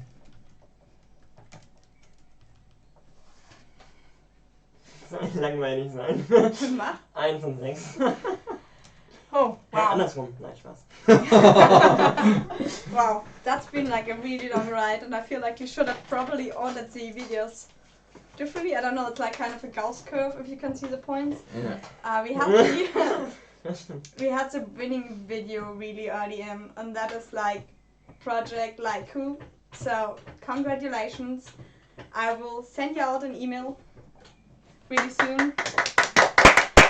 So alone this choreography was really amazing, and it's just been like, I've watched this video, and I mean during the contest I really had to hold back and just be like, oh, thank you for re-entry, and not really pointing out anything I liked or not, because obviously I wanted to be this like, unbiased until we judged this contest, but your video was like, I saw like those turns and that was like on point and it was like, that's amazing. And I saw their dance battles, and they're dancing very excellent without a break. And they don't edit, they dance they dance through the whole song, and it's looking the whole song amazing. Yeah, actually those dance battles, I saw them, and I was like, shit, I want to do that too. Yeah. Where is it? I want to do that and enjoy that shit.